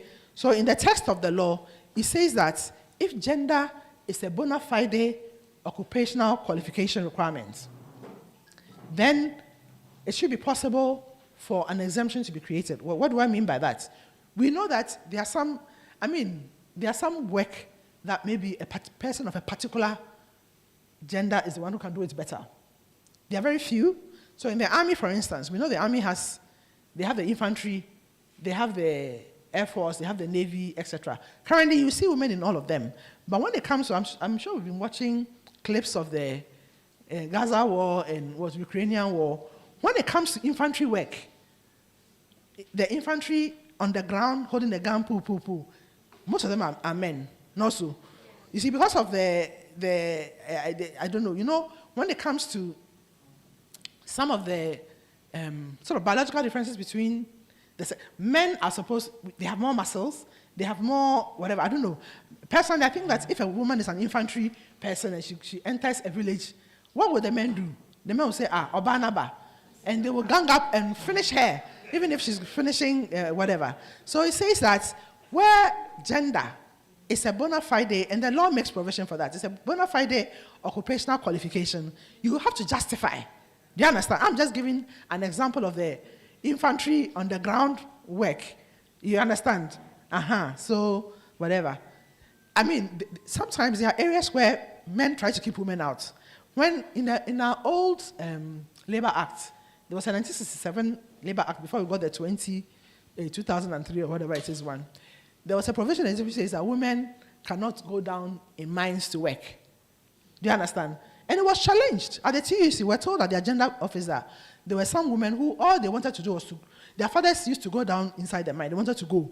And the law said they couldn't go. A lot of advocacy was done. And when the law was reviewed in 2003, I think it was Section Act 2003, yes. They removed it. Was it fair? And it allows women to go down there. If you think that, you know, people think that the heat and things would harm the person, whatever. But it's the person's choice. Do you understand? So that was taken out. And for me, the hypocrisy about that law is that it said that women can't go down in industrial concerns. Meanwhile, women were working as nurses in the night. You get it? It's like women have to be at home for their husbands if that's the justification. What about the women who go for night duty in the hospital? Anyway, whatever. Those justifications will not wash. So the key thing is that if you want to have one particular gender in a certain role, you have to justify. You know, I know that when it comes to the receptionist work, for instance, most people want people to see a pretty face when they come, right? No matter what macho work it is. But that would not be enough justification that you want to see a pretty, when a new client is coming, you want him to see a pretty young person. They would also like an old person like me sitting there to look at the person up and down. Anyway.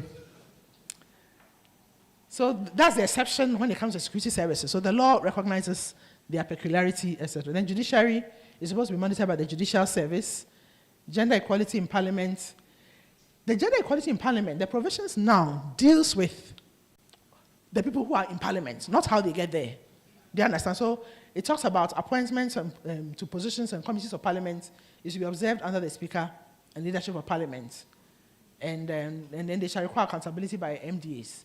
So, you know, there's some committees in parliament they have a committee of selection, which helps them in coming up with committees to scrutinize areas. And I think we were complaining about a particular committee that didn't have even one woman.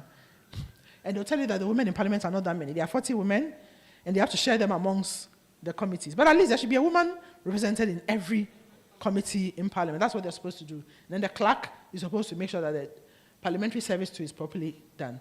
There's another provision dealing with how people get to parliament, and that is a problematic area. This one is they are there.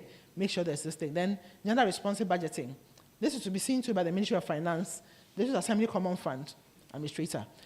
one of the things which happened to the bill as it was moving along, and then they wouldn't even let stakeholders see it, is there was a section on local government which said it should also ensure that there's also equality.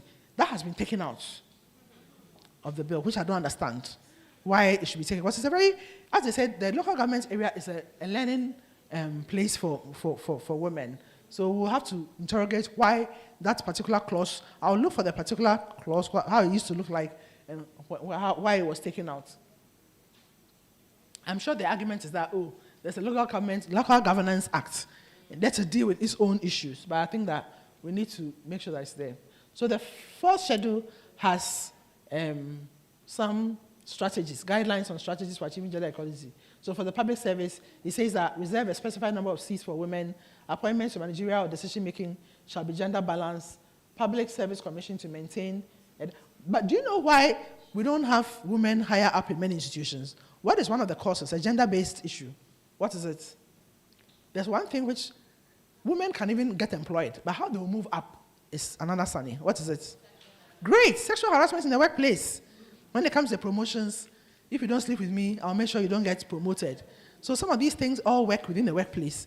Of course, the Labour Act deals with that, but these are some of the reasons why. Public Service Commission to maintain a directory of qualified women. Sometimes they will say, where are the women? The qualified women, where are they? The Ministry of Gender started a directory where they look for women in different sectors, summarize their qualifications and whatever. I don't know what came out of it, but the women are there, And then Public Service Commission shall provide guidelines to ensure promotion of gender equality in human resource management, address discrimination in the work, Then there's strategies for education, health, employment, and then even local government. So whoever took the main local government provision out of the main provision forgot about the strategies for local government. If you look at the law, you see strategies for local government is there. But the anchor provision has been taken off. So that's why I said some things happened to the bill along the way when they were not consulted. People were just doing things. Then the fifth schedule is about judiciary, how to also ensure gender equality with them. Now, one of the most problematic provisions in this law is this section 24, which deals with political parties and representation of women. This is how people get to parliament. And for me, it is one of the weakest parts of the law. Everybody is aware of it, and something needs to be done. So it says that political parties are to adopt measures in the sixth schedule, both in the party machinery and context of elections. The EC is to use its organs to reach a consensus for the implementation of voluntary compliance of affirmative action.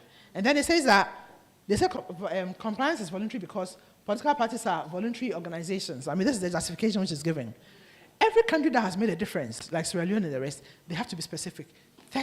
Minimum 30% is imperative. We should be there. And then when it comes to, if they don't comply, that's even more annoying. What are the sanctions? If they don't comply, the withdrawal of support in kind from the EC with no access to funds from government. I think the last time that government gave political parties a pickup, I think it was what? It was during that man's time. What's his name? Even before the two women came. After they gave some pickups and things. The government doesn't have much money to give them things. So if you don't give me or I don't get, I can do what I like. Then it talks about withdrawal of courtesies provided by state protocol to political parties. When we are traveling, whether you go through VIP or not VIP, if you're in the plane and there's going to be this thing, aren't you all going to die? You can still go on your trip. So we are saying that the sanctions are not strong. Quotas for a minimum percentage of women standing on party tickets must be required for each political party to comply with before being eligible for elections. So they are saying that in the strategies, they said that their manifestos, strategies for political parties, EC and other organizations shall provide training where successful female political candidates share their knowledge with aspiring female candidates. Create a database of female aspirants for all political positions at all levels. The Office of Parliament shall track and monitor experiences of female members. Establish monitoring programs for aspiring successful and unsuccessful females. And then they said that they are in their manifestos and things, they should be reflected. Do you think these are strong enough provisions to achieve any difference? To make us ensure that the numbers of women in parliament at least even reach 30%? It is not. So this is one of the weakest parts. It's been recognized, it was recognized as a weak part as well as 2019 by the members of parliament themselves. And there was a promise to try to get some experts to come up with a more meaningful provision. My point is that let's look at Sierra Leone. What did they do? And then let's see what we can do to copy it. Trade unions are also to ensure the principle of gender equality is reflected in their constitution, and women are to be represented in their executive boards at any point. And then failure to comply with these requirements results in the trade union not being registered by the chief labor officer. Private employment. An employer shall take measures like, have gender policies, etc., assets specified in the fair schedule. So they are supposed to also comply with the percentages there. They are to adopt gender policies and submit gender equality reports. Then they are supposed to get tax incentives to employers who comply within 12 months after the commencement of the act. And an employer who does not have a certificate issued by the chief labor officer is not to be given any government contracts. So if you don't comply, then you won't get government contracts. Then miscellaneous. The grievance procedure provides that a complaint may be submitted to the SHRAJ or to the National Labour Commission. And the Labour Commission is supposed to carry out investigations upon referral by SHRAJ, and complaints shall be settled by mediation within 3 months. And a copy of the settlement sent to GEC. If aggrieved, you can go to the Human Rights Division of the High Court to seek for redress. Then collaboration with public and private institutions, and to provide information. Then Clause 32 empowers the minister to require an institution to provide sex disaggregated data, statistics, etc. And then some offenses, regulations, and then the implementation is through the Ministry, through the Department of Gender. Interpretation section defines terms, etc., etc. Despite the comment I made about the Gender Equality Committee, if we need a bill passed today with our ministry at the back, I think it should be passed. Later on, when more resources are available, and I hear that to also set up a commission, you need some constitutional something in place first.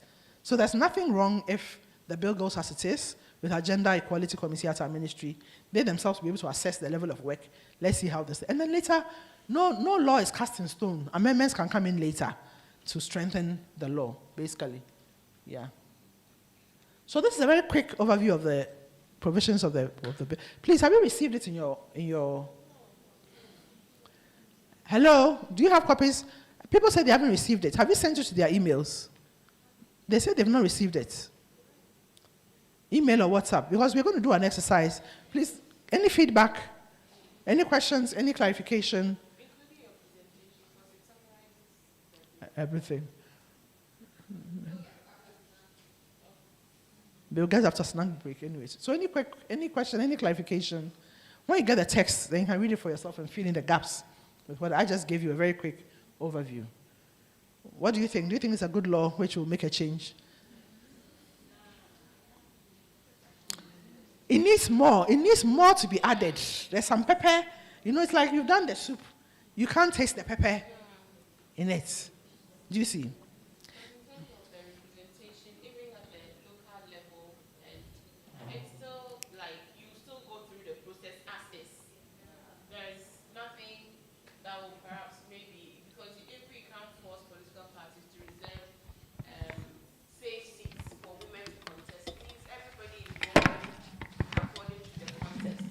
Isn't it?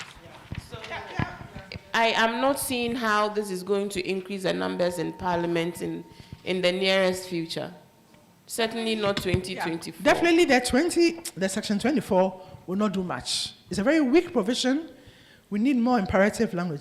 Actually, there was a meeting that we had at UN Women, and they showed us I think the Senegalese example. It's a very short law. It's like a 2-page law, and it's like, there's this percentage you should achieve. Blam. I don't know. I'll see whether I have it on but I have it in the office. It's shorter. It goes straight to the point.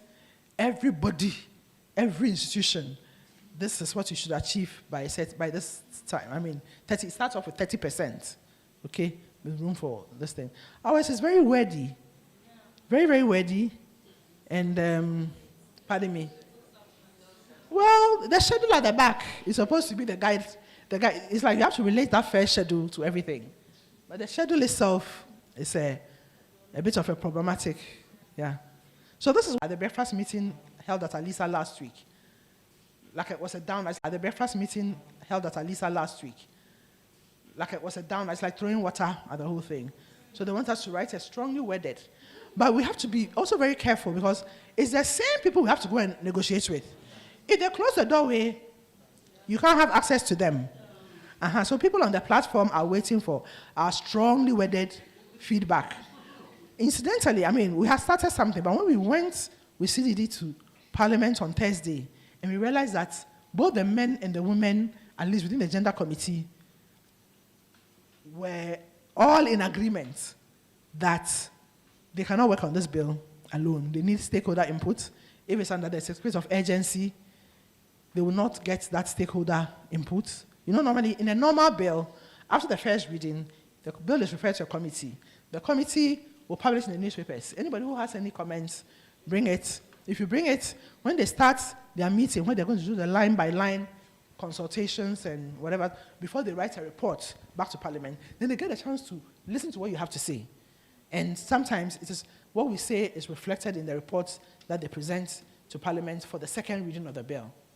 Okay, so I don't know what you think. In their strategies, think about it. Do you think that, I don't know, I wish we could have a hybrid system, but unfortunately, a hybrid system which is that it's still by the spirit of urgency, but we'll get to send our inputs.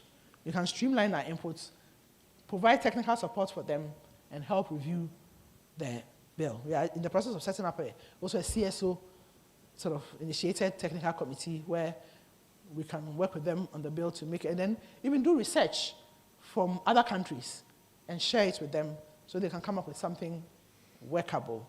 So that's one that we're hoping we could sort of quietly do, etc., etc. Because if they open it up, they won't finish the arguments now. It's going to go on till the next year, and we don't want that. So for me, this window of certificate of urgency is such a great one. So if we can quickly put together our inputs, as the majority leader has hinted, send a very detailed memo to them. When they are sitting there, in any case, whenever they are sitting there, they always need support.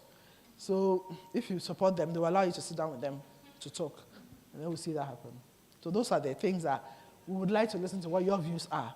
Strongly worded thing to blast them, to keep the thing at saying that and praise the government for the certificate of urgency and tell the Parliament people to do their work, shut up and do their work. Or whether we like it or not, we have to work with them because they are the ones who will be pruning and fine-tuning the law, which we work with. If we shut them off, then they'll come up with something that they like, which at the end of the day may not even achieve the results you are looking at. So be thinking about that. Thank you very much. A round of applause. I think this is a very great presentation. So this is what we're going to do. We're going to take a group photograph, quickly go for snacks, come back and break into our 3 groups where we now put our thinking, creative, strategic thinking hats on to come up with stronger strategies to achieve our goals. So Cynthia, please, where are we going to take the photo? Here. Okay, so we are quite a number. We may have to shift a few tables from the back. So please, you can gather your things and let's quickly do the group photograph. Snack is where? Right outside. Okay, so snack is right outside. You can grab your snacks and, do your bathroom breaks. Photographer should direct us on what to do, okay?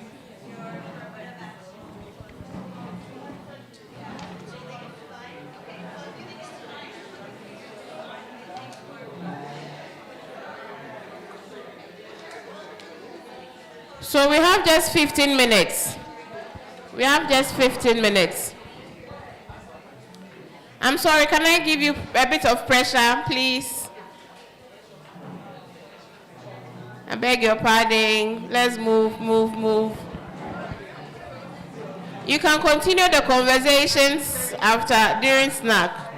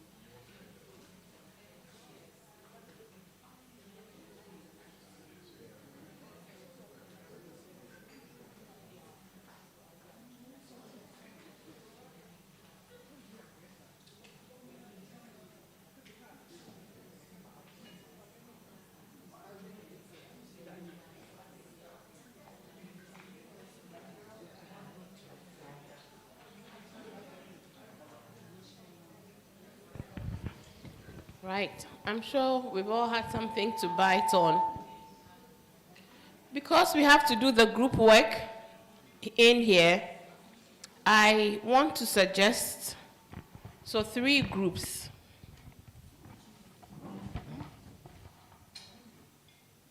For 3 groups.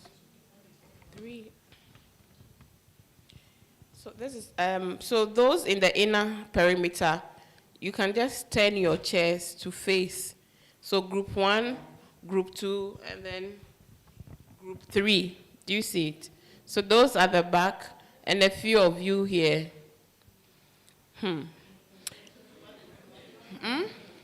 Because we have 3 groups. And we should do 4 groups. 1, 2, 3, 4. Okay. So we break the tables into, so this 1, 2, 3, 4, 4 to 4, next to next. Antipax, we'll manage. Otherwise, do you see? So say from you turn to this group. So that's 1, 2. Then from here, I said you should join this. From here, Franca, you join here. Here. So here and here, group 3. Then here and there, group 4. We good? So just turn your chairs and come around. Franca, you join here because I'm on doors. You want to join her group.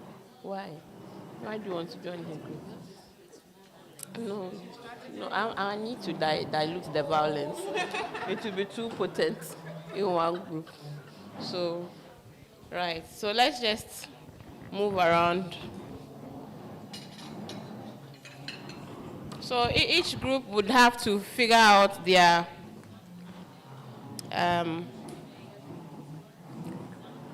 moderator and then their secretary, who would present the highlights of the group.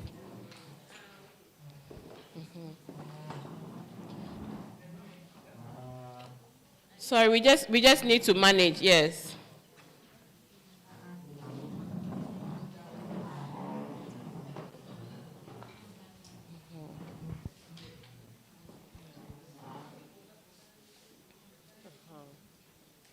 Yes, ma'am. Some are what? So when we sit, I'll see how to just so that we don't have people moving around too much because of the existing sitting arrangement. But perhaps if you are sitting by somebody within the same organization, you might want to, so that we don't do. So the assemblywomen join different groups, because there are 3 of you. But it's still assemblywomen. So you join this group for me. Okay. Bye-bye. Are you using the skills? OB1.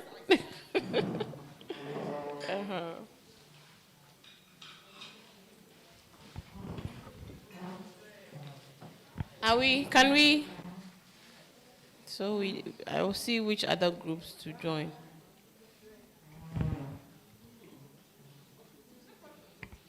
And so this group is part of here, and here too is part of here. They start from here. There's enough chairs. It's an intimate meeting, so.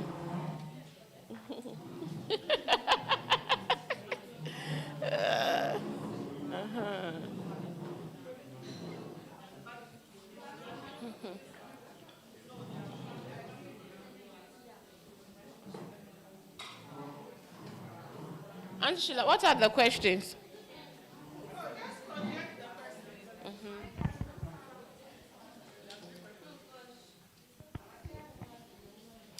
Group 1. Group 3, you are a lot. Some of you can join this group, please. Yes. And in the spirit of equity, group 3, there are 2 men. So I'll just remove one. Let me remove one testosterone and bring it here. 2 men here. So they too, they have to do the same. There's even one here already. Okay. At least every group has a male voice. Please start. We don't have much time at all. Elect somebody to lead the conversation and then start. So the group exercises in front of you. What will you call that? Yeah. So we all have copies of the affirmative action. Franca, where did you get yours? I see you posted one. Okay, so there's already a bill on the Netright platform. So those of you who are on the Netright platform, please just pull that one out whilst we wait for the emails, okay?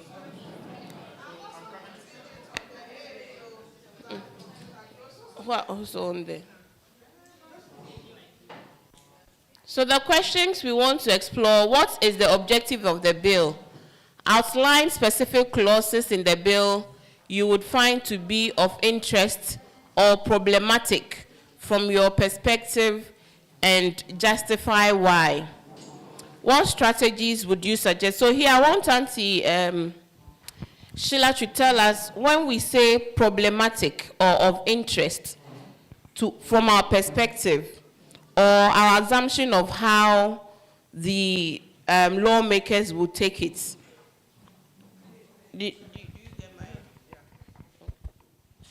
Hello. Hi. I'm sure you all listened to my presentation. I indicated that there's some parts of the bill that are a bit problematic, which we need to take a look at again. What suggestions do you have? Could be used. Any suggestions you have that could be used to address it? So, and then in your own way too, as you're looking at the bill, because you're now going to look at it in detail. Hello, are you listening? So if I say are problematic or be of interest to you, basically it's just simply that's exactly what it is. Do you think that there are some parts of the bill that is a problem? Do you think that there are some parts of it which is of particular interest, or is there something missing? Do you see? Just take a critical look at it and let us have your feedback. Okay.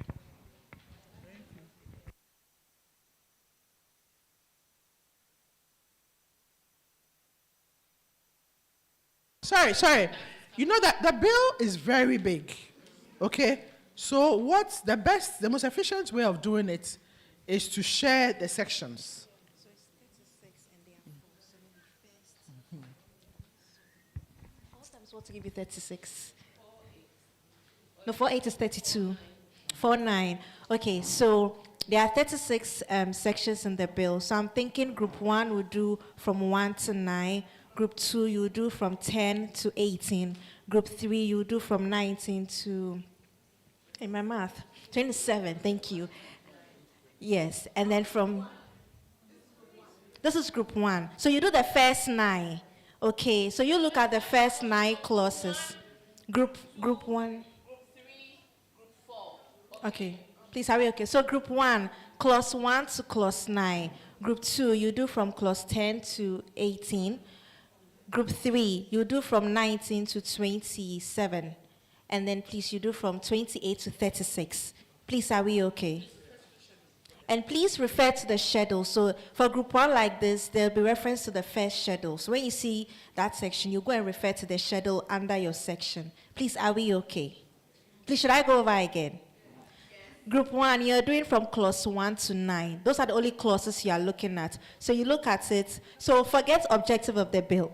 Just start from whether it's of interest or problematic and your perspective and justify why. And if there's any strategy or recommendation you have, please put it there. Please, are we okay? Then group 2. So please ignore what is objective of the bill. Let's just look at your clauses. Is there something interesting there? Is there something you think should be changed? Just outline and discuss. So from 9 to 18, group 2, that's yours. Group 3, from clause 19 to 27. Clause 19 to 27, okay. And then group 4, yes, please, the remaining ones. Okay, thank you all. Please, we have, moderator, please, how many minutes? Let me look at the. Hey, no 3 hours, please. Me coming.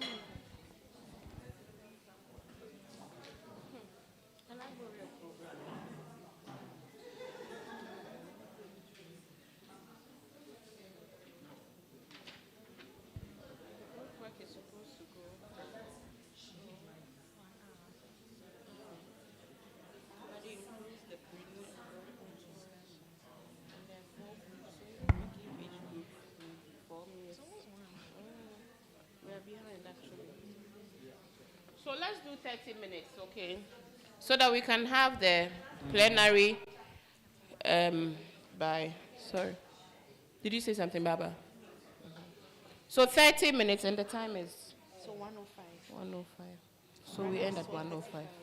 Let's tell them 1 o'clock. We know those. So we end at 1. Yes. It's, you have to go on your phones. Sorry, please go onto the Netright platform or the Affirmative Action platform. Charlie, so use your WhatsApp. If somebody doesn't have it on your table, just send it to the person on WhatsApp, please. It's messed up. Otherwise, we cannot project too. Yeah.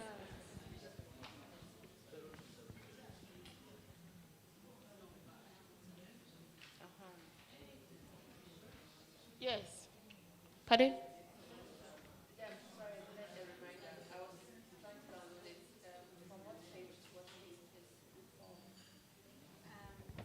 Before is 9, 20, 36. Or 28 to 36, sorry.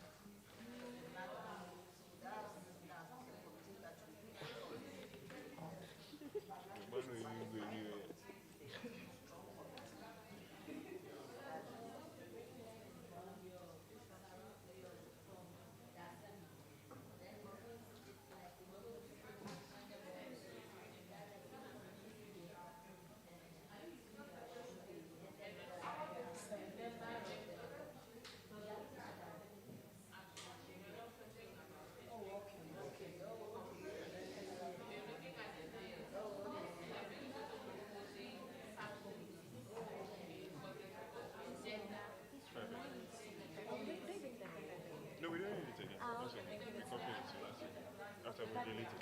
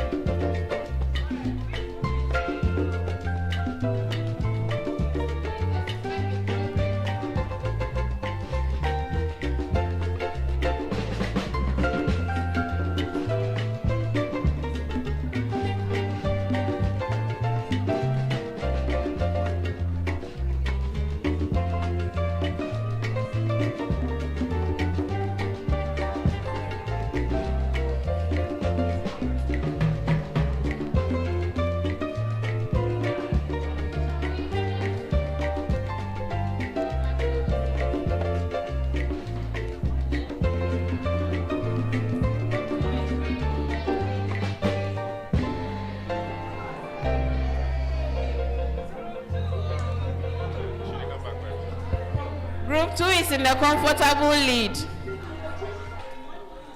All right. At this stage, allow your rapporteurs to finalize their thoughts, and let's all go back to our seats.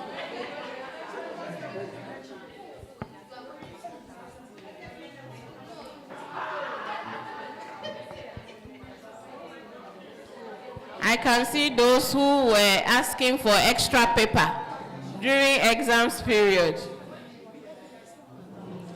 Please, let's go back to our seats so we can all be part of one meeting.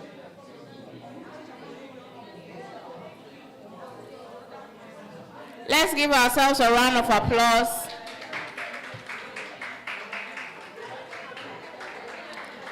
Shebi, you have seen that the work is not very easy like that.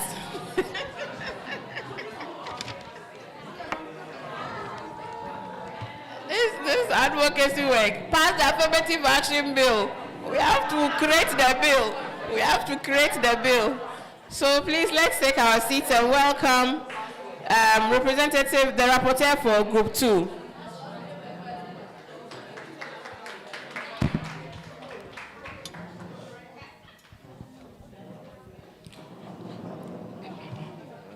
Hello, everyone. Good afternoon. Please, if we could settle down before I present.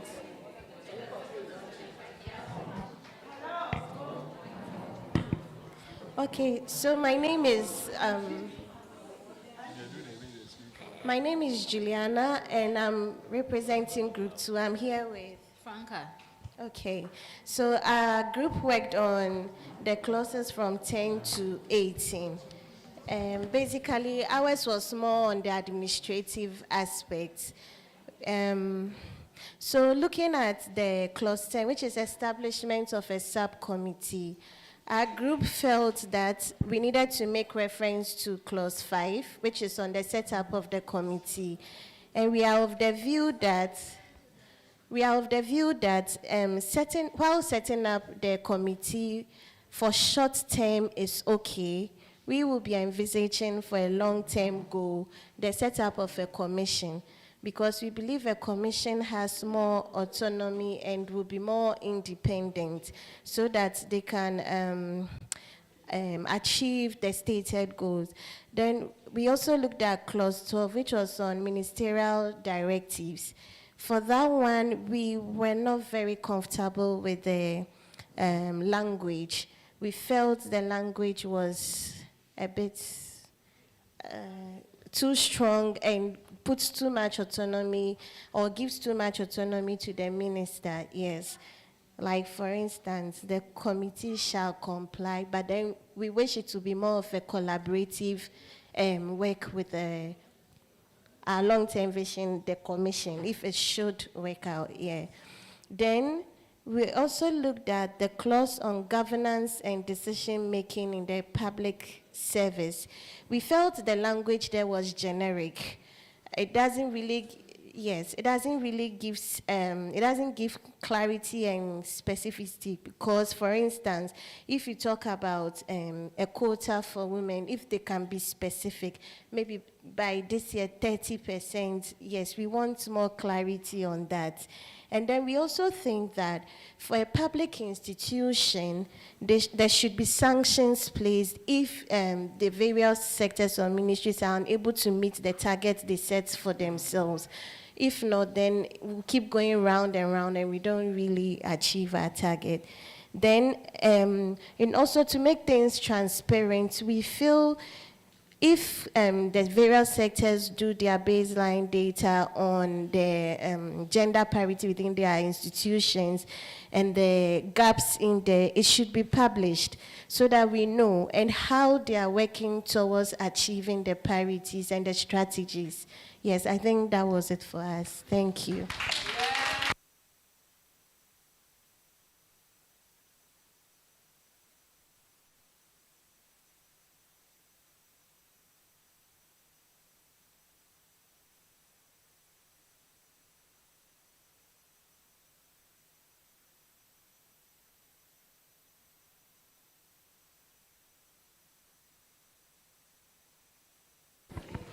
Questions, contributions.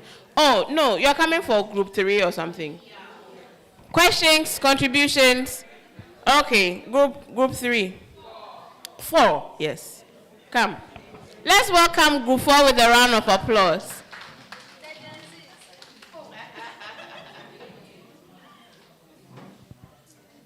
Thank you. Hi. My name is Sharifa, and I'm here with Benewa. I'm her bodyguard.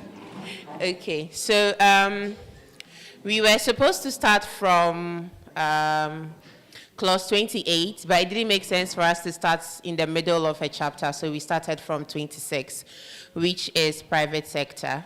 So, yeah.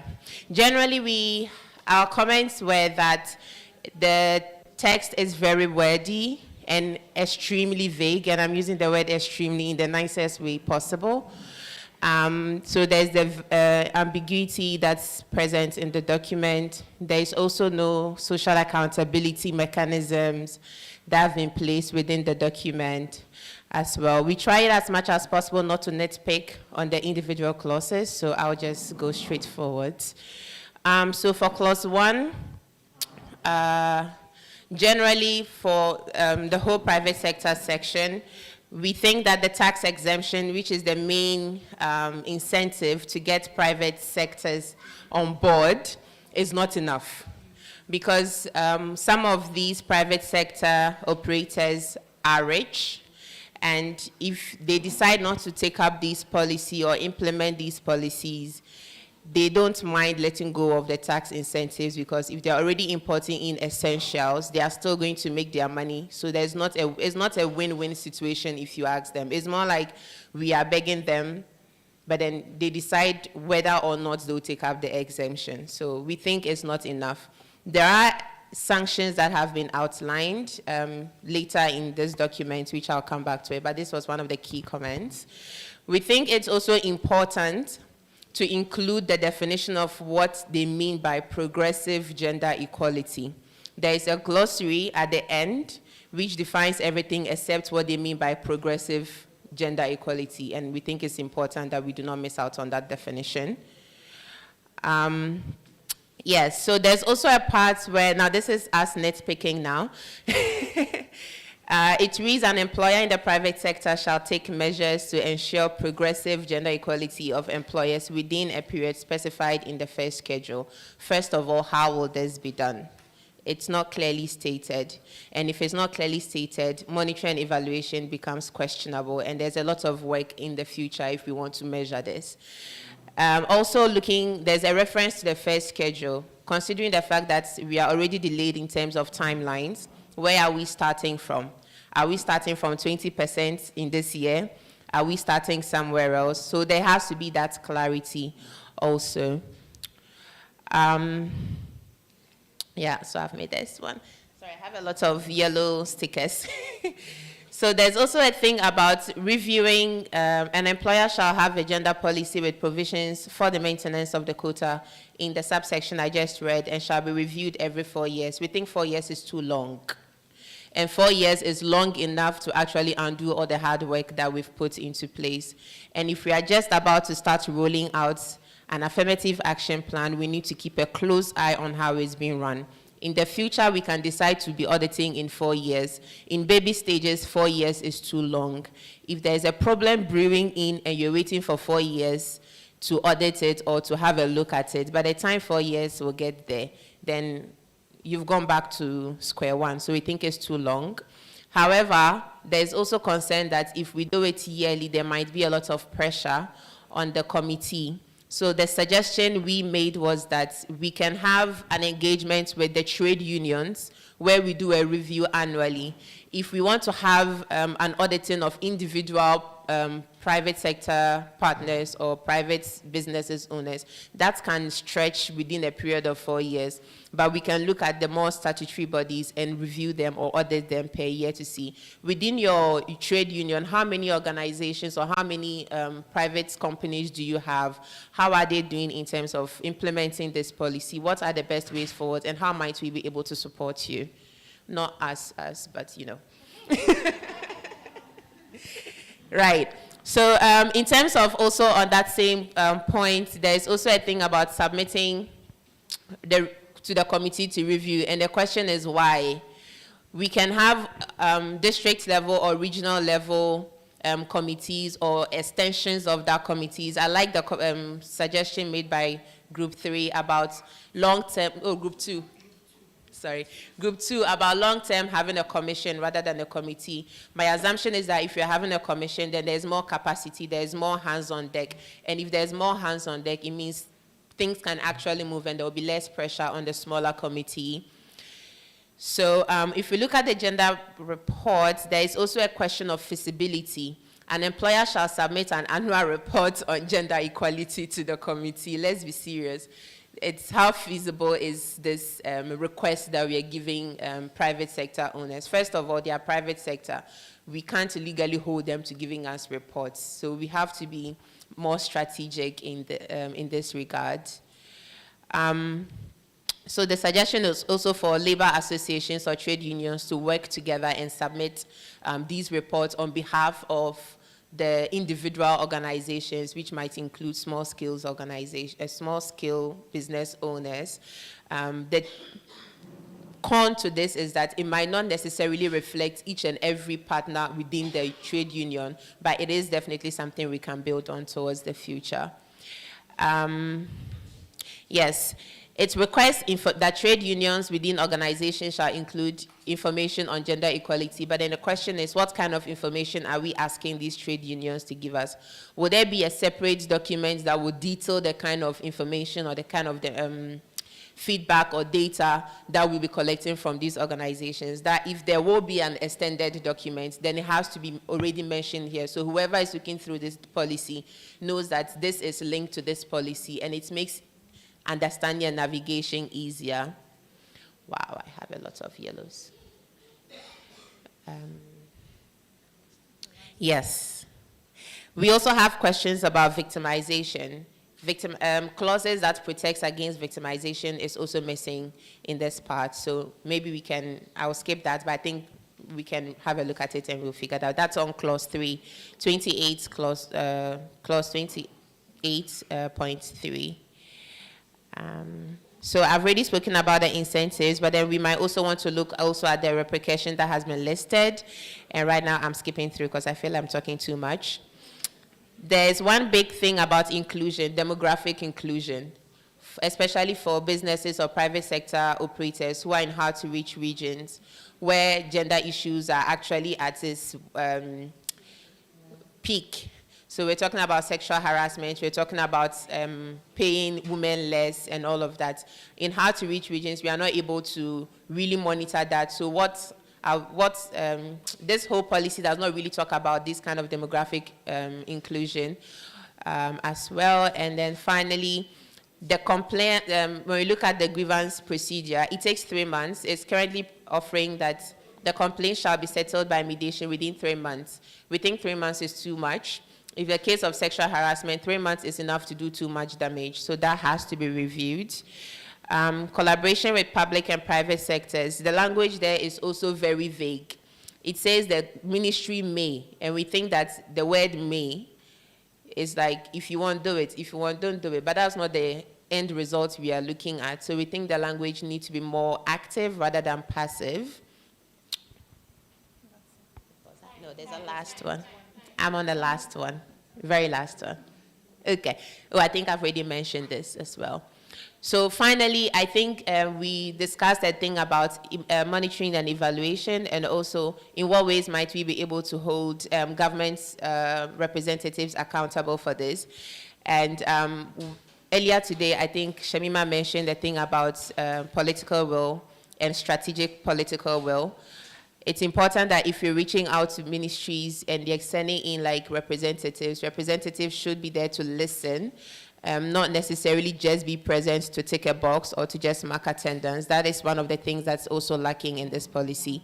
It's sad to say that within this policy, there's a lot of autonomy that's been given to the political parties, not political parties, political leaders or people in power, i.e. the ministries, but then very little is being done by the ministries and their representatives, especially in stakeholder meetings like this. So that was something we also wanted to add. Thank you very much.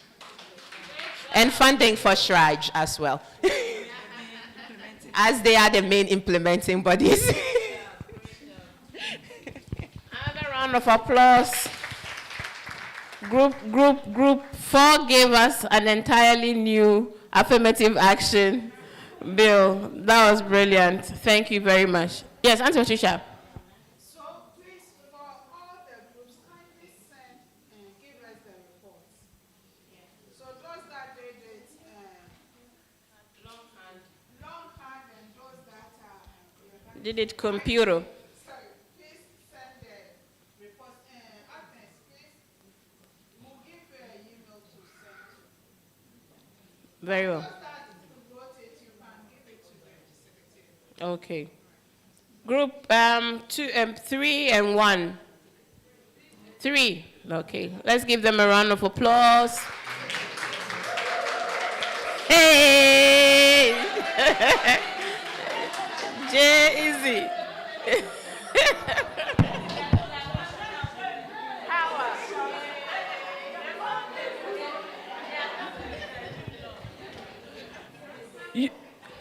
This one, then we will take it. About Sam. Group 3 dealt with clauses 19 to 27. Mildred will give you the report, then you can question it. Thank you. Hello. So our 19 was gender equality in the security services. And there was section 2, which talked about a specific tax will be given to a required or somebody with the expertise. And we were saying that who will decide, who will make that decision? And even if that decision is made, will it be final? Should the woman say, yes, I want to do it? Will that decision deter that woman from doing it, or she will be allowed? Then we moved on to 20, which was monitoring of security services, and we think that the points there are perfect. 21, gender equality in the judiciary. We had an issue with the Apex or the Supreme Court. We are calling for more women representation in that Apex court. Then we moved on to 22, gender equality in parliament. And we are saying that both parties, Party A, Party B, should make that conscious effort to represent more women. And then we came to the speaker position.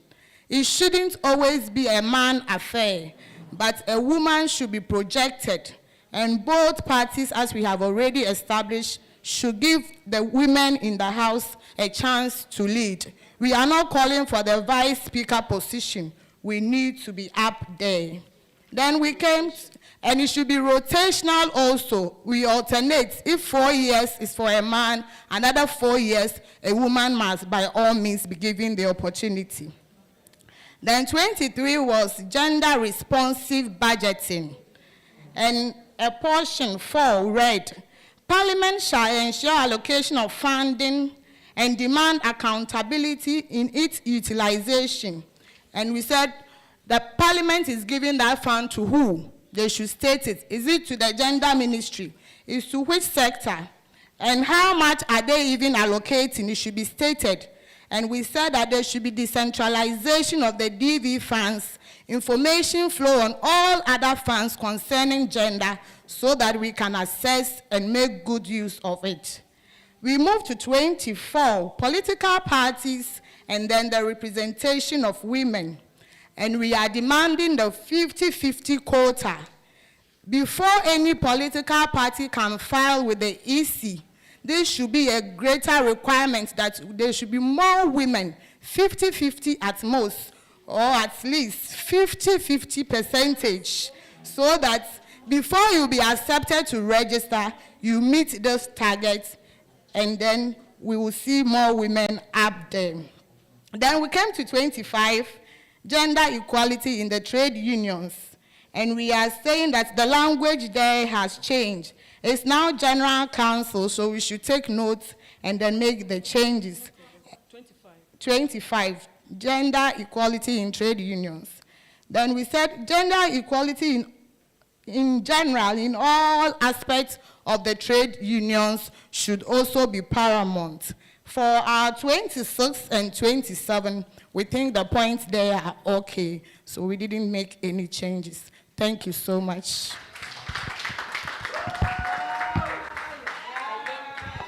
Any questions? Group 1, let's welcome Group 1 and give another round of applause to Group, I think that was Group 3.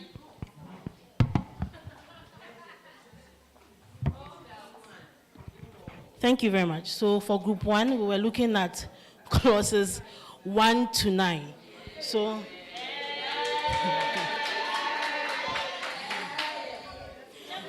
for clause 1, there was a reference made to the first schedule. And like I think Group 1 and Group 2 have mentioned, the timelines for this first schedule have already passed. And if we are looking at SDG, the goal for SDG, the SDGs, which is 2030, we decided to align the timelines. So instead of 3, we have 3 phases, we have 2 phases, which is 2023 to 2026. And the first time it was 20% as the baseline. However, we don't think that baseline is valid anymore because even at the international level and even in our constitution, the baseline is 30%. So we reviewed or we changed that to 30%. Therefore, in the next phase, which is 2027 to 2030, we would have a 50%. By then, we should have a 50% increment. For clause 2, redressing gender imbalance. For this, it was a general statement that government shall promote policies and government programs to redress the political, social, economic, and educational gender imbalance in the public and private sectors. We felt that even though the language is vague, it still captures a general, you can find yourself in that point for any policymaker or framework.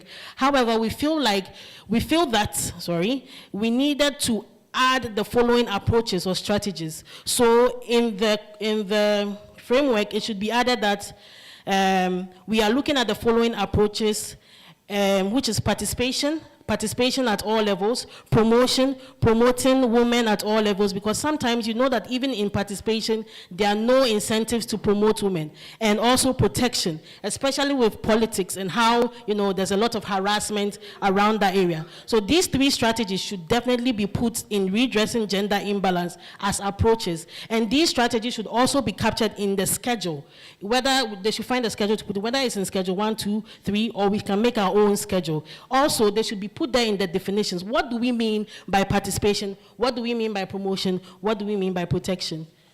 For clause 3, directive principles, we feel like the language there, progressive languages, we have rephrased that entire clause as the government shall set progressive and gender transformative targets for the achievement of the gender equality according to the timelines of the new schedule, because now remember we have a new schedule.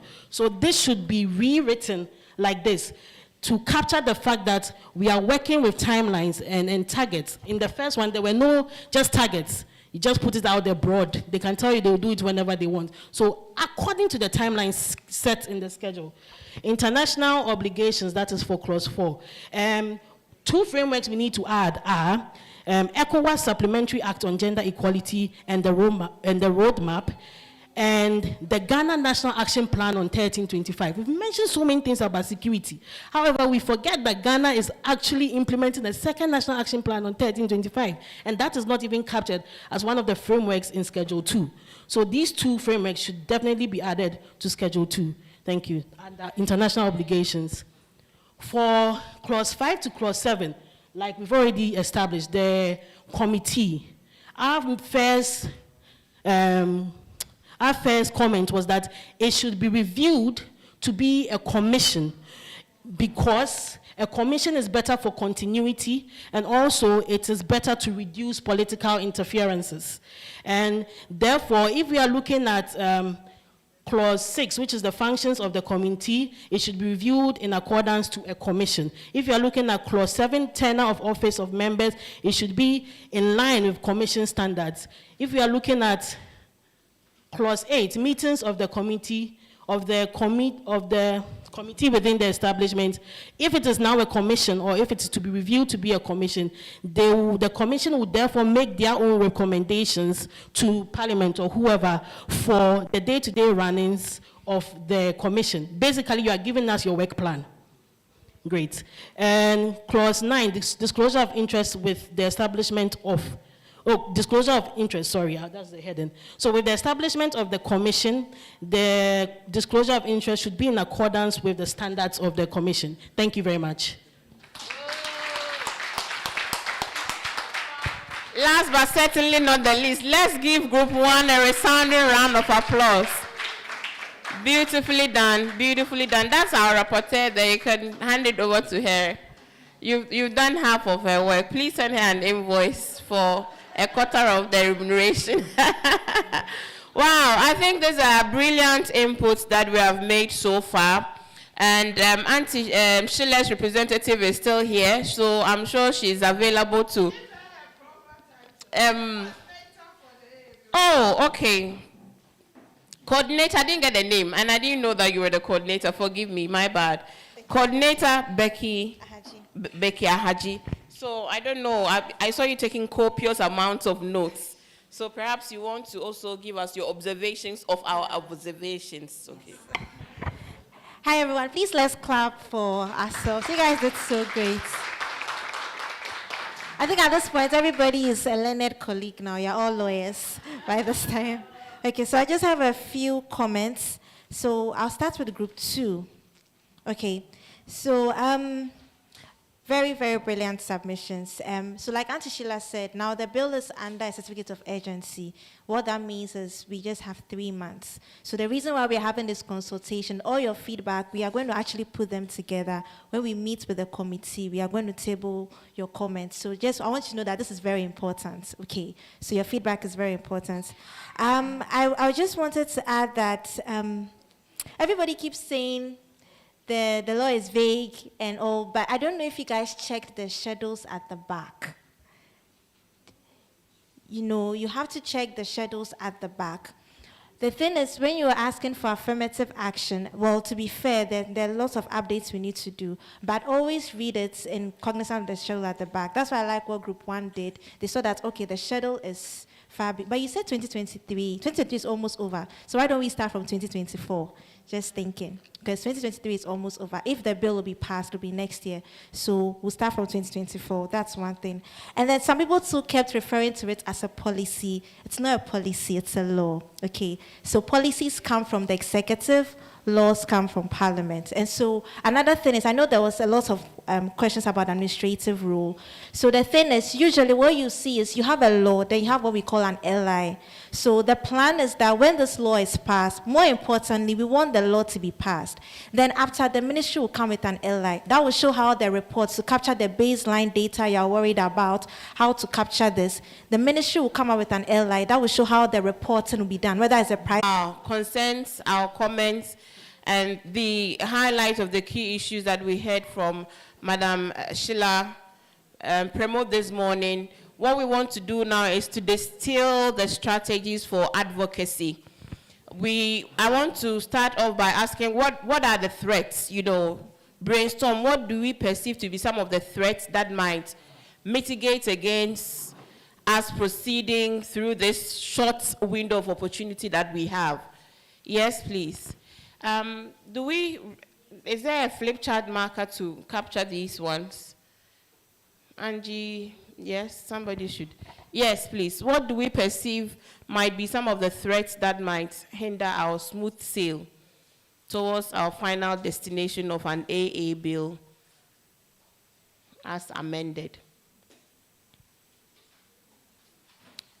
No threats. We are home safe. You think we are home? Yes, ma'am. we are not there until we are there. Oh. So we can't go to sleep.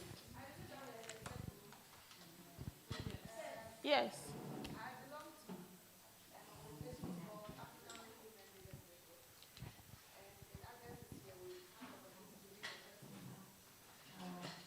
Come and write.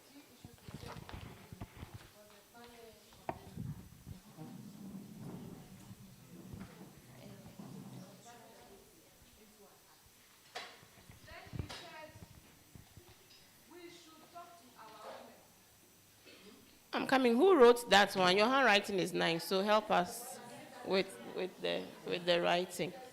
You need to push it.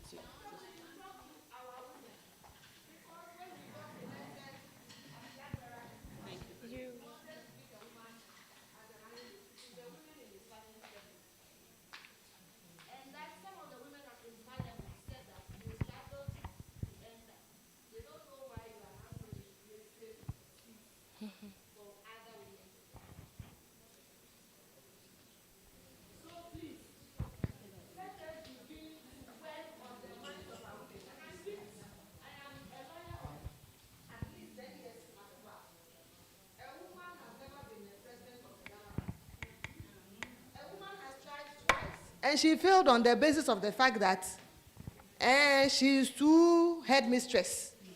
When she sees you in court, she will say, why are you in brown shoe? She will say, why is your dress not appropriate? Yes, it is a conservative profession. So if you want to be a lawyer, you can't come to court with a red hair. And so she will see you and say, why are you dressed this way? And it was a basis why she was not going to be elected. In fact, in the last election, I was in Bolga. One of the things that made her lose the election, I can say, are two things. I'm saying these things because this is a safe room. Yes. Now, we're online. The woman... But feel free, you are safe. The woman lost on two grounds. One of the grounds was that somebody posted something on our women's platform, canvassing votes for a man candidate. And it went in a certain way. And the secretary on that platform removed the lady who posted that thing. This candidate didn't know anything about it. She didn't sanction it. Everybody on that platform, on the other camp, began to use it as a basis. There was another reason why she lost the election. That one, I won't disclose it here because I hear I'm online. So you see, we are part of the problem. When a woman is standing for office, we look at whether she's married or not. We look at whether there are challenges in her marriage. We look at the report the husband is making. We look at even whether or not her husband is doing other things behind her. We look at whether she has children. We look at how many children. We look at how her children are behaving. We look at her work ethic. We look at whether she's very unfair gender expectations. A certain gender, whatever. We just look at too many things to classify whether a woman is qualified or not. So how will you distill all of that into a threat to the passage of the Affirmative Action Bill? So the threat is that there is a challenge with how we are thinking. A lot of women feel that they must be led by men by all means. Unfortunately so. Yes. The ideology is that we have to be led by men. If a man is not leading you, you are not complete. I'm telling you that. Sorry to interrupt because of time. So am I hearing you say that one of the greatest threats is how women themselves will perceive the benefits of an affirmative action bill? Correct. And the fact that some of them even feel that I struggled. For example, how I have managed to work in private practice over the last 11 years. I should be able to help another woman not to go through my struggle. Yes. But a lot of us are not ready to make it easier for the younger generation because we have gone through certain things that we are not even proud of. And we think that the next generation should not benefit. But I think that our scars are supposed to work for the greater good of the younger generation. Yes. So what strategy to the strategy is that we need to change our mind. In the book of Romans, I'm a Christian, 1 and 2. Renew your mind as a woman. Let us know that because we carry the seed and because we raise the next generation, we should be able to turn the tides and be the ones who lead We know the market, so we can also know the boardroom. So we must win souls for AA by winning souls of women for affirmative action. Your focus is on women. Let the women themselves become advocates for this affirmative action, and let them not use their words to, cause more problems and regress the progress we have made. Okay, right. Thank you. Yes, madam. Mike.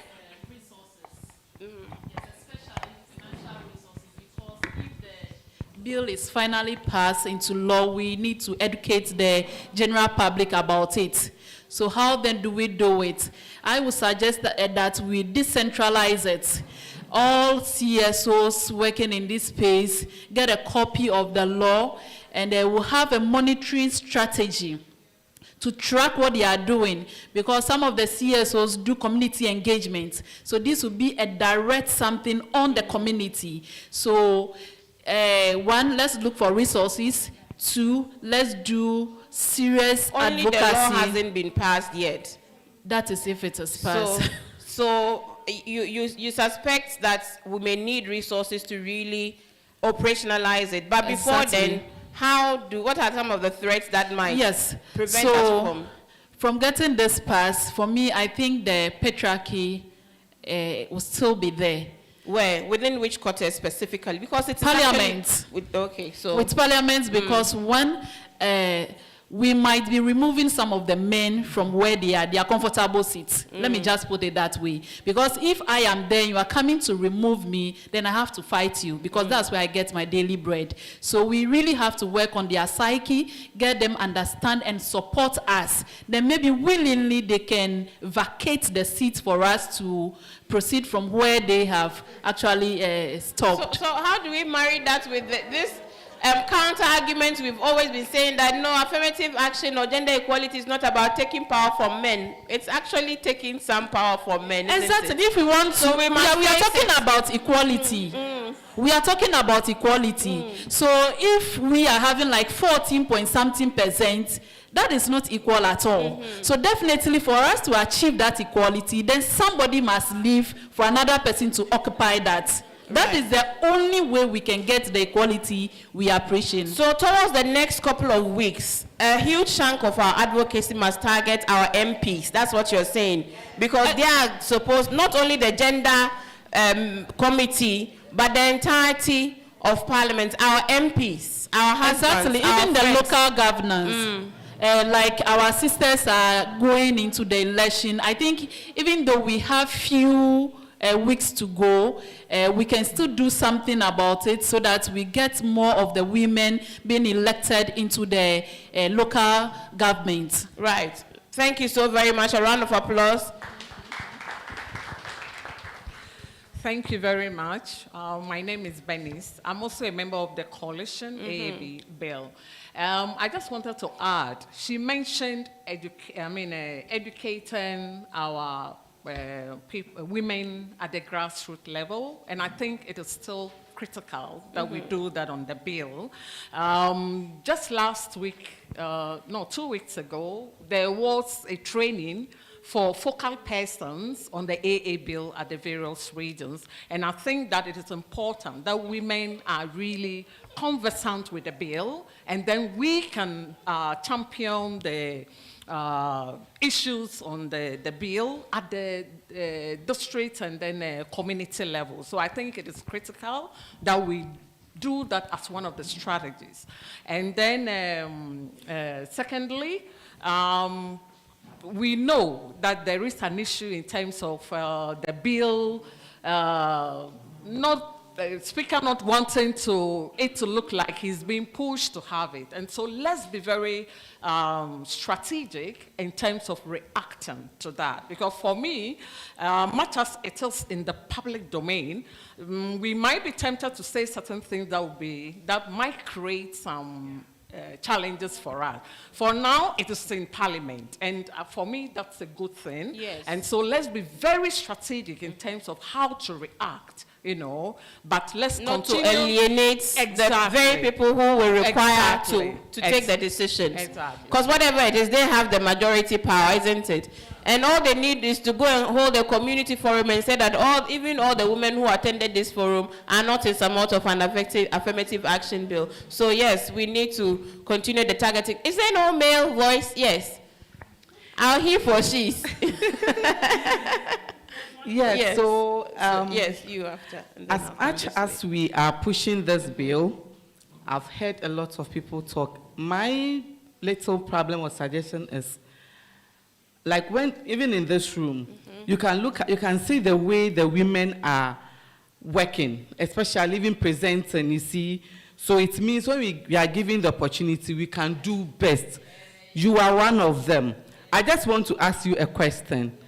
If a politician comes to you for you to stand as a vice president, will you stand?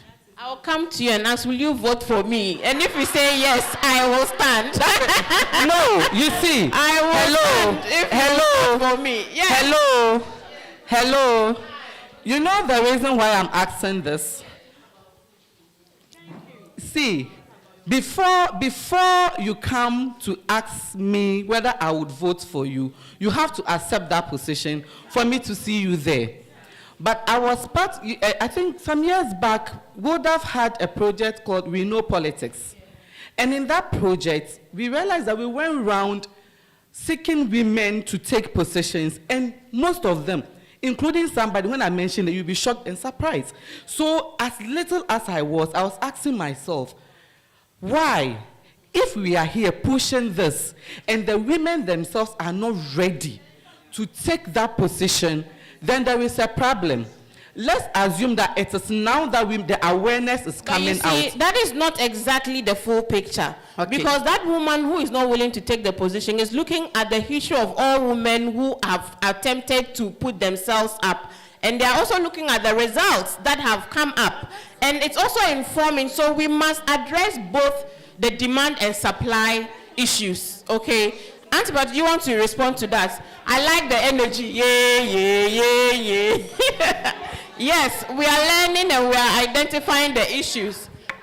My attention was divided, but I guess she's asking if someone approaches me to be, aside that, all of us can't be politicians and assembly members and everybody and their interests. So those that want to, we support them to be there. But if you come to ask me to stand, and I don't have, maybe I prefer my CSO work pushing for more women to go there. That doesn't mean that I'm rejecting the position, but that's not my focus. So those that, we have a lot of women that are prepared to give themselves up to contest. So those that give themselves up, let's support them to be there. Those that want to do other things too, let's allow them to be there. Because those that are going also need backbone to push them. Right. Say, you wanted to say something, then I'm coming here. Yes. Yes.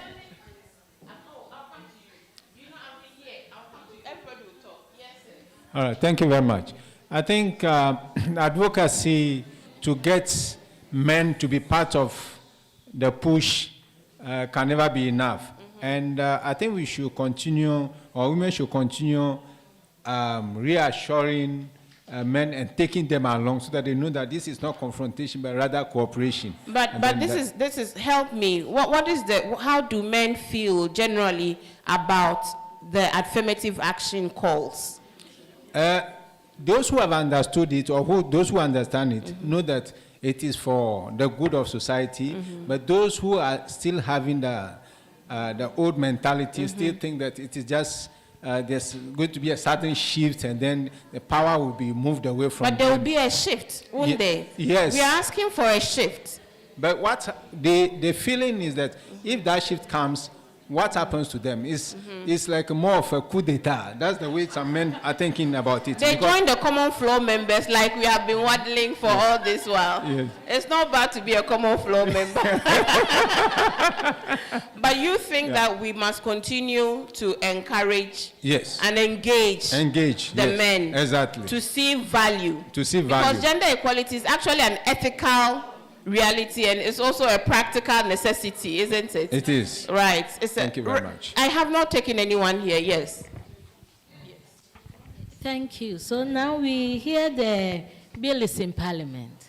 Then it means most of our strategies should be around Parliament and how to get Parliament to pass the bill into law. So usually when people meet, like you say, want to meet parliamentarians, they're a very large group. Usually we may not get people who want to stand out and speak and commit to things. So I will suggest meeting parliamentarians in their smaller groups, where they are free and they talk and they are able to make some commitments. So then on those levels, they've made commitments. Then when we meet them at the larger level, it is a bit easier because we have met them at the individual. There's also a women caucus in Parliament, as much as I know. But one of the key things will be that they may not have really been so much engaged in issues of gender. So this is also time to really meet them, bring them up to the speed with their issues. And then the language. If I am sitting on a chair and you come and tell me that you have to agree that I move you from the chair, and then I come and sit there, it may be difficult for me to do. But I would like to talk from a cost-benefit analysis for the nation, because we are not looking at only Parliament. We are looking at Council of State, at all the public institutions and all that. So I would like us to look at that also, a cost-benefit analysis. How will it help this nation to ensure that women are into that? I think people may buy into this more and more. So these are my suggestions. Obviously, we need a language for the advocacy. A language that is all-embracing, that is not alienating, a language that opens all stakeholders to see the benefits, directly or indirectly, isn't it? I'll take one person here and I'll come to you. Yes, madam. Mike, there are so many mics, please. Where is it?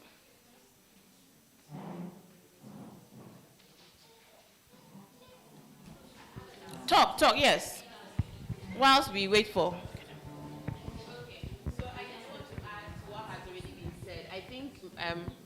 Yeah, thank you. Adding to what has already been said, I think we also need to strengthen our efforts with working with organizations, CSOs within the country. So far, we've spoken about the legal aspects to it, having the bill passed, how to deal with parliamentarians who are all politicians. But then the part where I think we should also not forget is the social part of it. To be able to have a social-legal approach. One meeting, please. One meeting. So we are able to have a social-legal approach to this conversation. If we do have the bill passed and at the grassroots, women are not connecting to this bill or this law when it's finally passed, then we are going to have to do a lot more work trying to convince them to take up spaces because there's that opportunity for them. Right. And that goes back to the point you made, Shamima, about there's a lot of conversations, years of thought, years of discrimination, stigmatization, call it whatever, that women have to deal with before they get the confidence or like they're able to take the step forward to take up political spaces.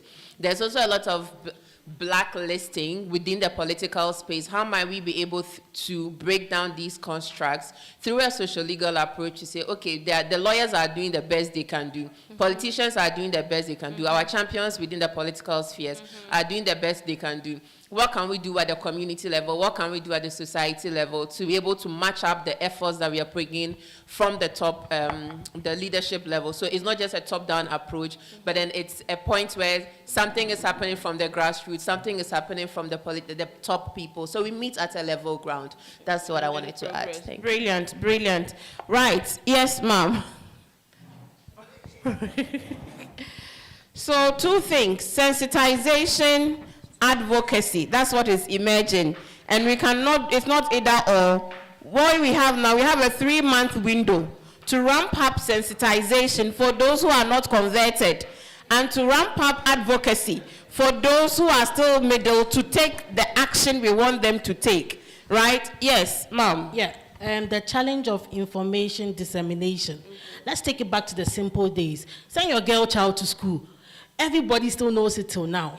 Like we keep saying all these things, but we are not like sending it to the grassroots with relevant messaging.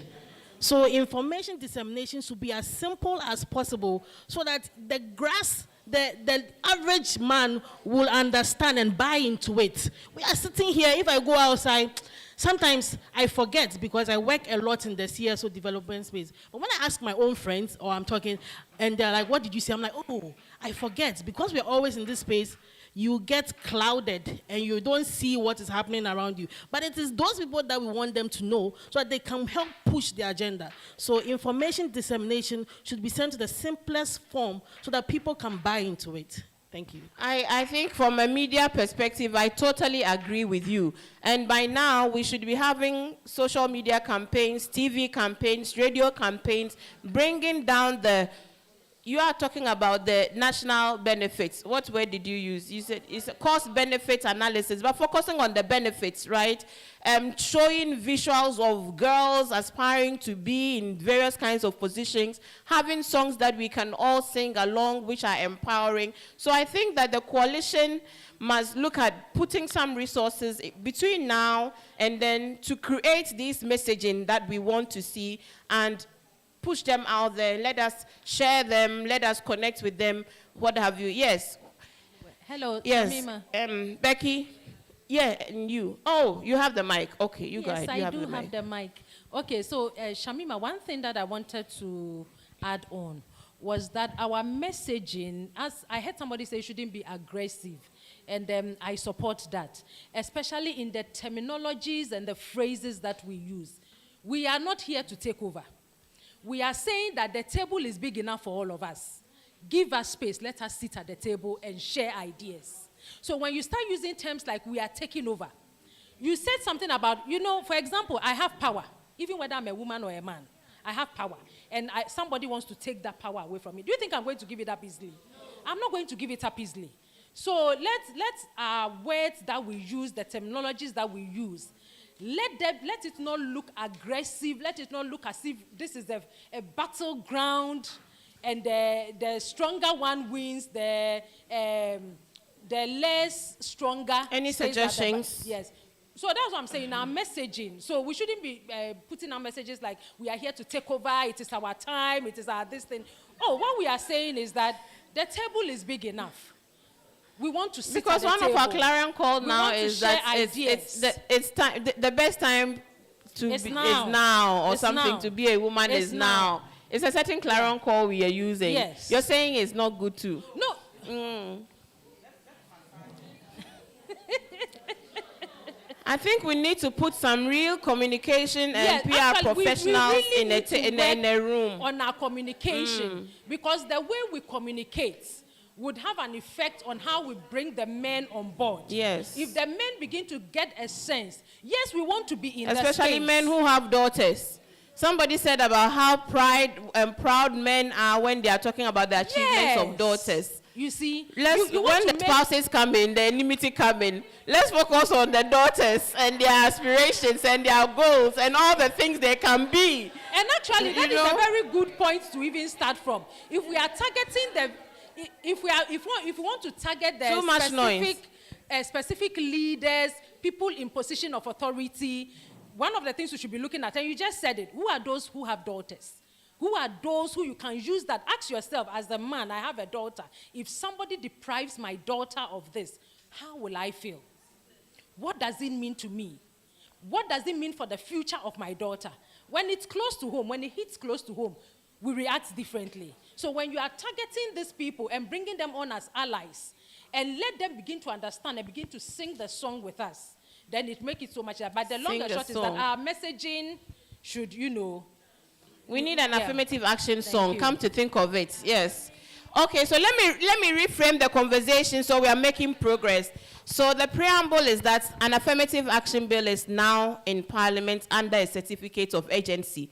A Speaker of Parliament is heard saying that he is not going to be railroaded into passing a bill like the Affirmative Action Bill under a certificate of agency. What does that statement mean? Does it mean that we may not have an affirmative action bill passed under a certificate of agency? Does it mean that we may be left, yes. So Becky wants to respond to that. If we are working stricto sensu within the framework that it will be passed within the certificate of agency period, then we know how to strategize and deploy resources. Yes, Becky? Okay, so I'd like to explain something. The speaker made this comment at a breakfast meeting.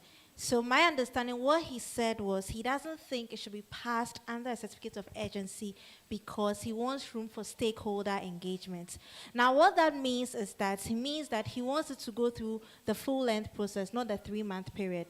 Now, when you look at the standing orders of Parliament, what it means is that the current gender committee, they have to decide first whether this is a bill that necessarily has to be passed under a certificate of agency or not. If they say no, right, then it goes through the long process. If they say yes, they are yet to meet. That long process can last for how many years? As long as.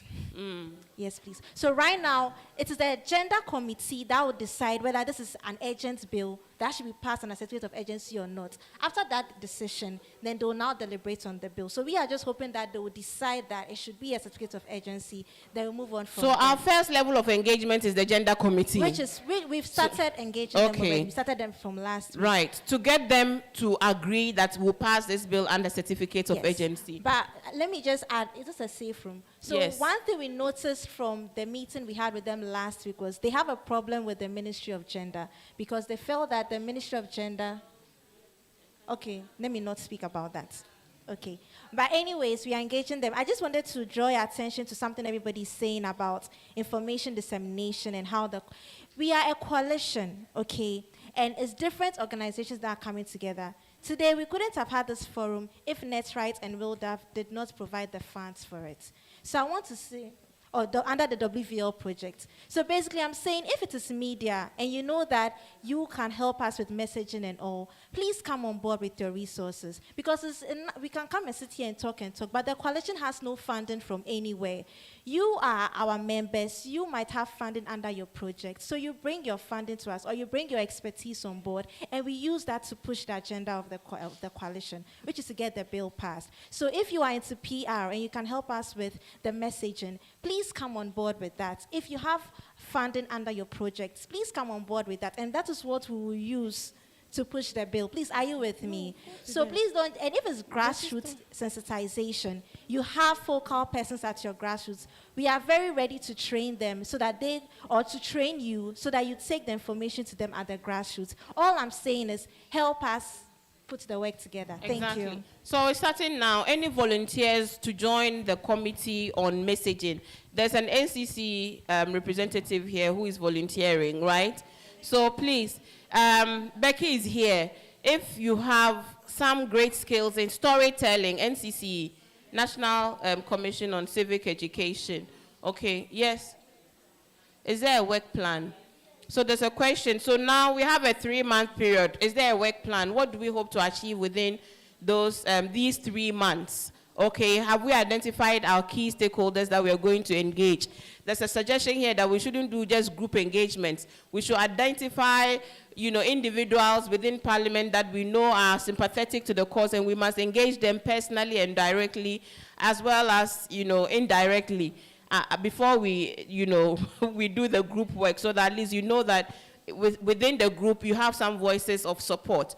Any more strategies? Now I want to focus on strategies, concrete strategies. Yes, you, then you. Yes. Okay. So the comments of the Speaker of Parliament, what it means. I think that it only means that it takes more than just a legal framework to achieve gender equality in all these spheres. Okay, so if we are able to put, I know that Netright and WILDAF put resources together to make this possible, but that's because a lot of focus is on the legal rather than the sociocultural aspect. We are CSOs. We know how to address the factors, the social factors, the cultural factors, and so on. So the efforts we are putting in with the legal part, okay, we need to put in equal efforts. I mean, at least it should be, like someone asked whether there's a work plan. Okay, so if we make it a priority, okay, as much priority, how do I put this?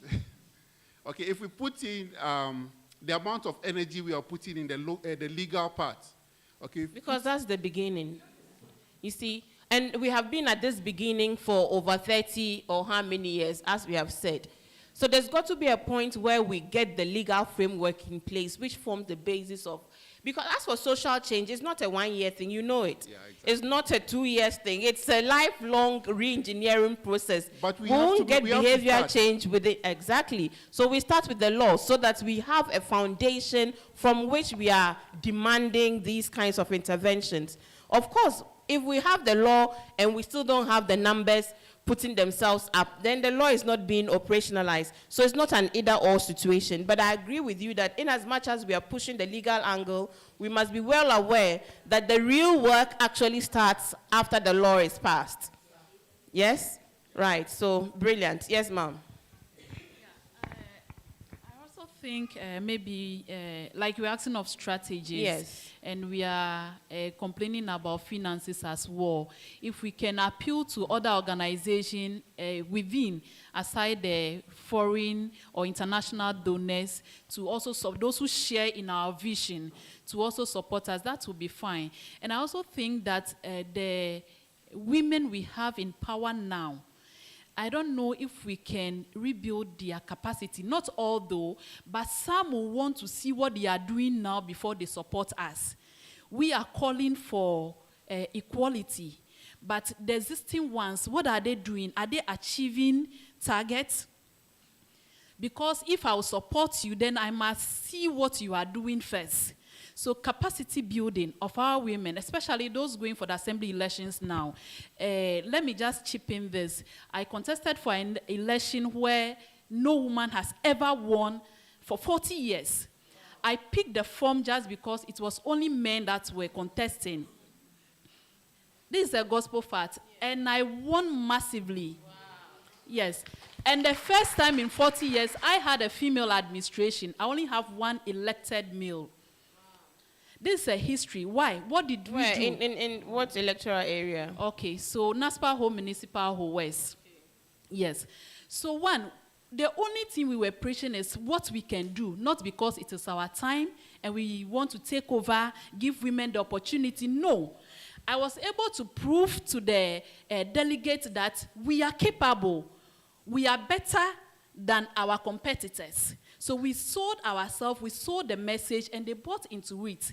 And I can confidently say, because this is a recommendation, even at the regional level and national, that we did better if they should pick the record for 40 years. And I'm very proud because I led that team. Yes. So one, those in power should just try as much as they can to be there for the people and achieve targets. Yes. With these, at least when I picked from, my vice president said, you motivated me. Then she picked. Another person came in. And we were 6. We have only one man. So sometimes, and I'm very sure coming election, we'll see a lot of females going in. Yes. Let's build the capacity of our women. When they go there, they should not just go and keep quiet. They should not just go and be timid. The men are saying this, and so what?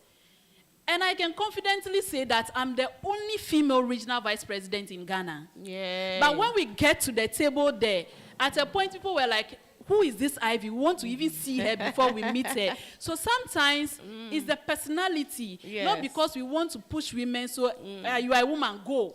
Like mommy said, if the person's interest is not there, let her sit at home. Otherwise, you go and cause more problem for us, for the cause. So the few there, let them perform. We are appealing to them. I know they are hearing us, that they should just do what they are supposed to do and prove that, yes, women can do it. Not because it is our time. It is because we have the potentials and we are equally qualified like our male counterparts. Thank you. Competence, competence, competence. Because when you come as a woman, your womanhood speaks for itself, right? So sometimes you don't have to remind people that you are a woman. They know that you are a woman. So what else are you advocating for? But we must also answer the question of mobilizing women's votes for the causes that matter.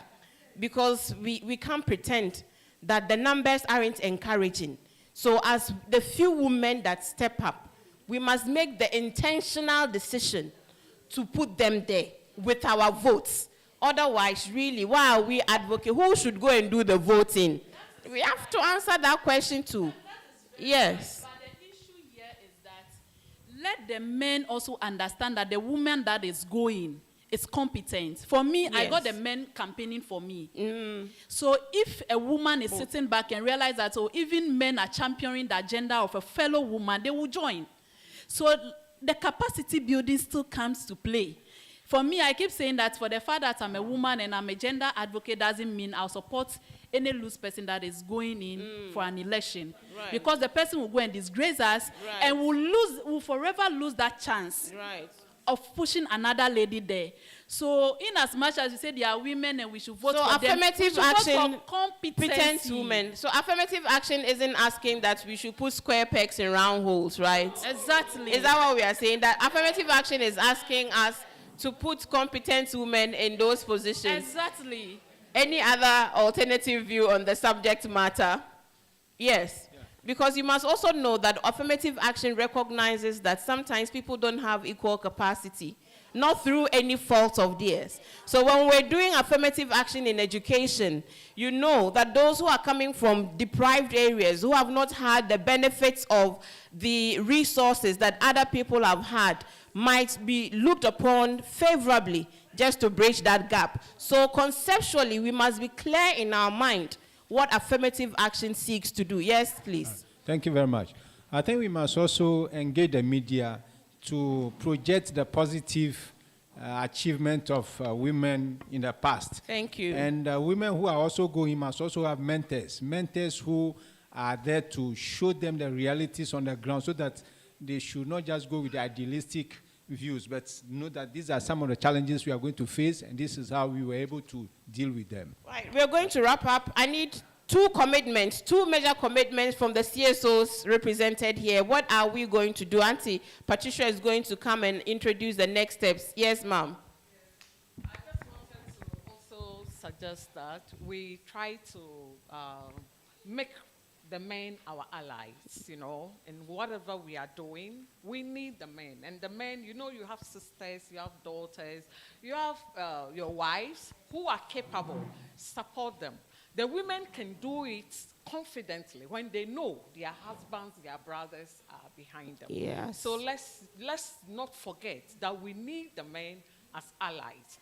And also building the capacities of our colleague women, critical.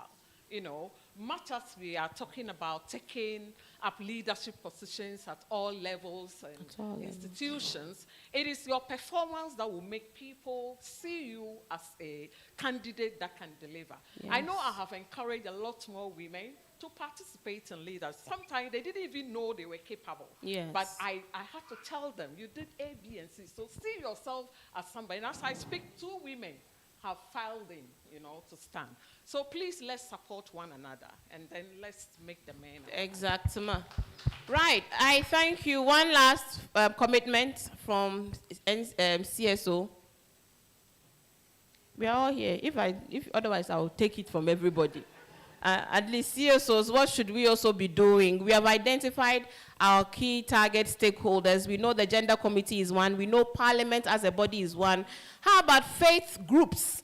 You see, because they also have influence on our members of Parliament. How about our traditional leaders? So let's expand the frontiers of the advocacy to target everybody who has direct or indirect influence on those who will take the decision in Parliament. Yes, sir. I think we need to engage the media. We need to make sure that the media highlights most of the issues that we are talking about. So increasing the visibility of the potential and the capabilities of women through the media would also help. Thank you. Right, thank you. But for now, we want the media to understand the Affirmative Action Bill and what it portends. That is really what is on the table now. Pass the Affirmative Action Bill now, getting all stakeholders to understand, our chiefs, our influencers. Auntie Patricia, you must target the influencers. Give them the information. Let them put the messaging up. And let the issue of affirmative action trend. Let's make it attractive for it to trend. Yes, there's the social media influencer here. Do you have any thoughts and contributions on how we can capture that market? mentioned what I was going to say. You said a bit of it.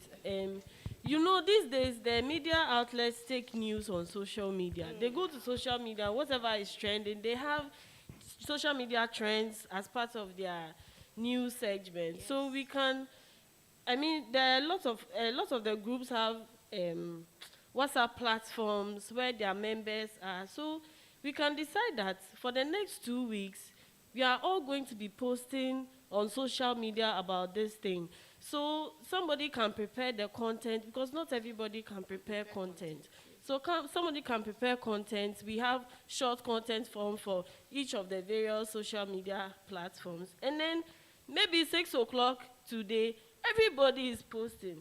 And then there's that viral thing that will be created. Before you know, the news is on the news, everybody is talking about it. Yes. And that's the easiest and less costly way to go. I agree. But that is the way that we don't also go as CSOs. The CSOs do so much important work that never trend. You know, so it's not because people don't share. Awiti.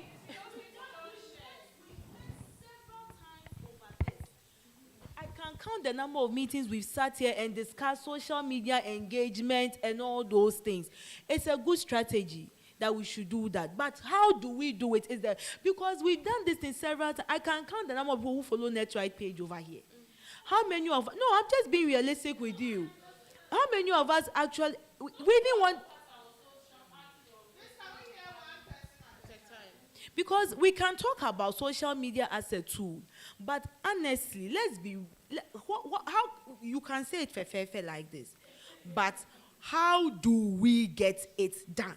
So that's a question to ask ourselves as CSOs. Are we willing to engage in the spaces where the conversations, where the trends are being formed? That's a question we have to ask ourselves, because we can't put so much resources into these works and then refuse to engage in the platforms that would really, escalate our work. Yes. Auntie, should I take her and come to you? She has not spoken the whole day. Yes. Please, I just wanted to add a little. She said most of us, we can't create content. When you come to the CSO's platform, Abantu, Netright, we always create these and content and we share. But a lot of people, we don't share it. Yes. We are on Netright, Bill, we don't share. You know, when it comes only to the 2 coalition, likes, 3 likes. I wanted to raise this earlier, but Becky said it. We all make up the coalition. Yes. Auntie Sheila and Becky, we can't just do all the work. So we all have to come on board and then share. We have to share the link, please. Because the last time we did social media campaign for 2 good weeks, we had young girls posting it, but people were not reposting it. Yes. So at the end of the day, it can be very demoralizing. We even did some in local dialects. People were not sharing. Please, how many of us are on Twitter? Twitter? Yeah. Yes. Hello. Shamima. Yes. Let's follow the affirmative action one. Yes. Okay. You know, whether we like it or not, social media has come to stay. If we want to engage and be part of the engagement, we have to do social media. And we are talking about the how. We are sitting down here. How many of us have picked our phone to tweet? Southern sector, engagements going on this. But we are all on Twitter. At least 60% of us in this room are on Twitter. How many of us have tweeted? So we are being prompted now. Maybe people are not on the page. Help us. Twitter has this space. Facebook. Is it the iSpace where they have conversations and things? How many of us, we can just pick one day and say today we want to talk about affirmative action. We are all on Twitter. Log onto that space when the conversation is going on. I share on my Twitter space. Somebody shares. Our friends will join in and listen. Unless we engage with social media, we cannot engage with the youth. Yeah. Right. That is the way. We need to, one last comment, and then I'm coming to Madam Patricia Kakpo to wrap up on the next steps. So please go on to Facebook. So what I want to say is, I'm coming. Find Netright, find Will Duff, find Affirmative Action Coalition. It's there on Facebook and it's there on Twitter as well. Follow, like, repost. So see, it's not retweet. And it's not Twitter anymore. It's X. So re-X. No, it's not re-X. It's actually repost. So they don't say re-X. Repost. Yes, madam. Yeah, so what I want to say, the concerns are valid, okay? But then there are issues. So speak to your people and ask them. One thing I've realized is lack of confidence is one of the issues, okay? People have been on Facebook for a while. Nobody really interacts with them. So there's that shyness, there's that lack of confidence. They feel like nobody is watching. So let's just take, it's just encouragement. Keep encouraging your people. That it's not about how many shares you get. It's not about how many likes you get. Let's focus on the hashtags. Create a hashtags. Let's just focus on the hashtags and keep it going. Number 2, let's look for the people in our midst who have huge Facebook followerships, and then let them do the posting. Then the rest of us do the sharing and the hashtagging. That's it. Thank you, thank you. So, Madam Pat, let's give ourselves a round of applause. I hope we have been energized that we must act.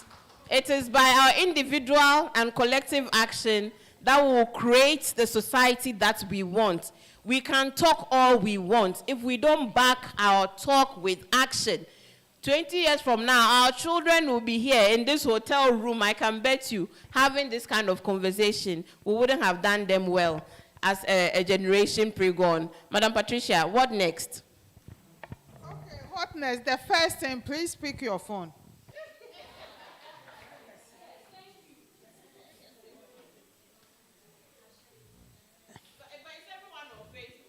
Are you all on Facebook? So look for Netright. Is it Netright Ghana? Okay.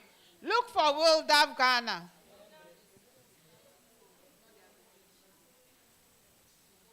Women in Law and Development Ghana, right? Or, yeah. There is Africa. If you don't take it, we want the Ghana one. Look for AA Bill Coalition. Affirmative Action Bill Coalition. Have you looked for it? Look for WVL. Do we have it? Plan Ghana. Give it to. Have you found them? Have we found Netright, WILDAV Ghana, Affirmative Action Bill Coalition? And for me, because we are here, I'm interested in Plan International Ghana and Global Affairs Canada. Have you found them? So please, those online too, kindly do that for us. Have we liked the pages?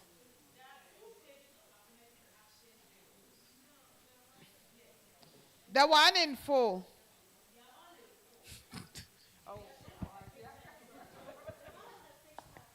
The one with the picture. Please.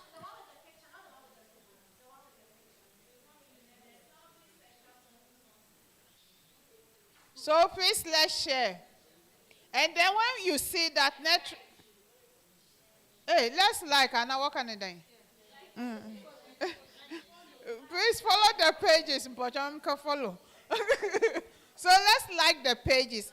And when you see that we've shared anything on affirmative action, please repost or reshare, right?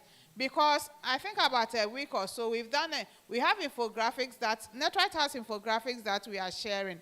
Abantu has even done recordings. Please, there is someone's phone.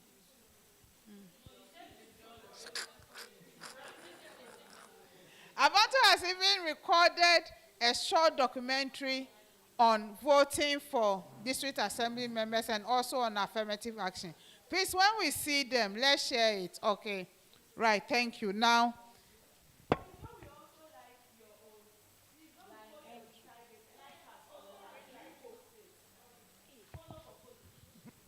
so we'll do follow, right? Okay, so after this engagement, under the WVL Joint Advocacy Initiative, we also have to do media engagements across the country. So what the two networks would, and we are doing this together with the WVL grantees. So what we want to do is, so we are in southern sector, so let me talk about southern sector. Let's see those within the regions that can lead or be resource persons at the different radio stations in the regions, so that we can work with you to ensure that we do even some media engagements before Christmas, if that is okay. So those of you that know you can facilitate that process, kindly see the team at the back and provide your details, and we'll work around that, because we are hoping that at least we'll be able to do 10 media engagements across the country, both Netright and WorldAF and AAB Coalition. And we are going to use ourselves as the resource persons. And when I say ourselves, all of us here, whether you're a WVL grantee, whether you're a Netright member, WorldAF member, AAB Coalition, or you are a CSO, or even our partners. We have NCCE here, all the partners that we work with. We are the ones that will be resourced at the different radio stations, TV stations. So kindly let us have your names. The other thing is, yes, we've come together, but we are also targeting the youth. So we'll have a youth forum on the AA bill. And then, I don't know whether the youth forum is different from intergenerational. Yeah. So we'll have a youth forum, and then we'll have an intergenerational dialogue. That will be intentional.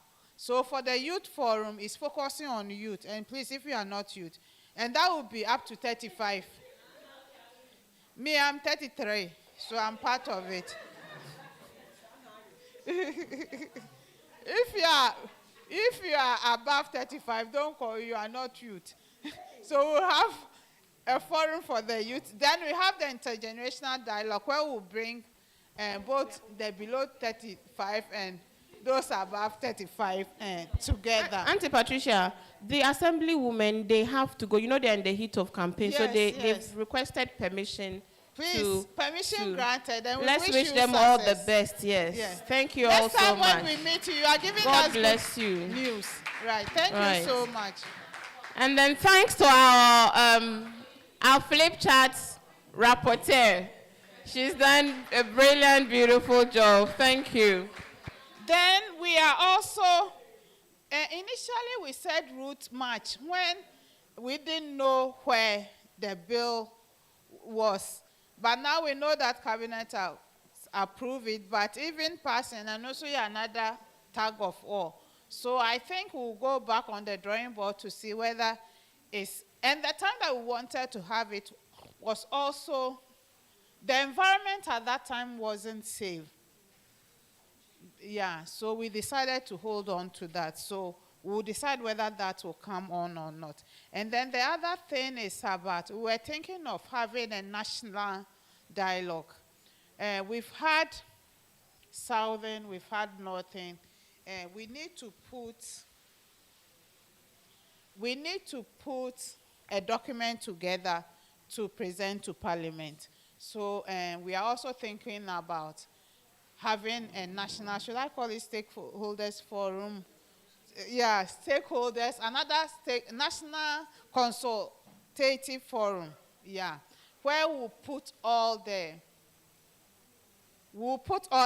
outcomes together. So the outcome of today's meeting, the outcome of the northern sector engagement, and even the discussions on the radios, because I believe people will call in and make comments. We'll pull all those things together and then have a national forum to discuss the outcomes. And I also want to thank you. It's not part of my job. And I'm saying that because the invitation for this meeting was very short. And we were scared whether you would come or not. But I think we've even exceeded our number. So let's give ourselves a hand. Thank you so much for coming. This shows how serious, how dedicated, how committed we are to pushing women's empowerment, to ensuring gender equality, to ensuring that we have equal opportunities for both women and men. Thank you. Please, let us also say thank you to Netright, Auntie Patricia, Cynthia, WorldAF, Affirmative Action Coalition. Please stand and let's see you, all the partners. Netright, WorldAF, Plan Ghana. Where are you people? Please give them more funds, more funds, more funds. So more resources will flow. Wow, wow, wow. We thank you, we thank you, and we thank you very much for convening all of us. And to the ladies at the administrative desk, Cynthia and her team of young ladies, thank you for all the work you have done and you continue to do. To our social media and communication and videographers who ensured we've been live on Facebook as well as YouTube, thank you. And to all our online participants, please give them a round of applause. Make some noise so that they can hear you. Brilliant. Thank you all for staying with us since morning. That's how we end today's consultative forum. May the outcome of today's event truly become transformational, that when all is said and done, we will say that we're part of the process towards bequeathing this country an affirmative action legislation. Thank you, and give yourselves a round of applause. And I also appreciate you for enabling me to do a good job. Thank you. Thank you.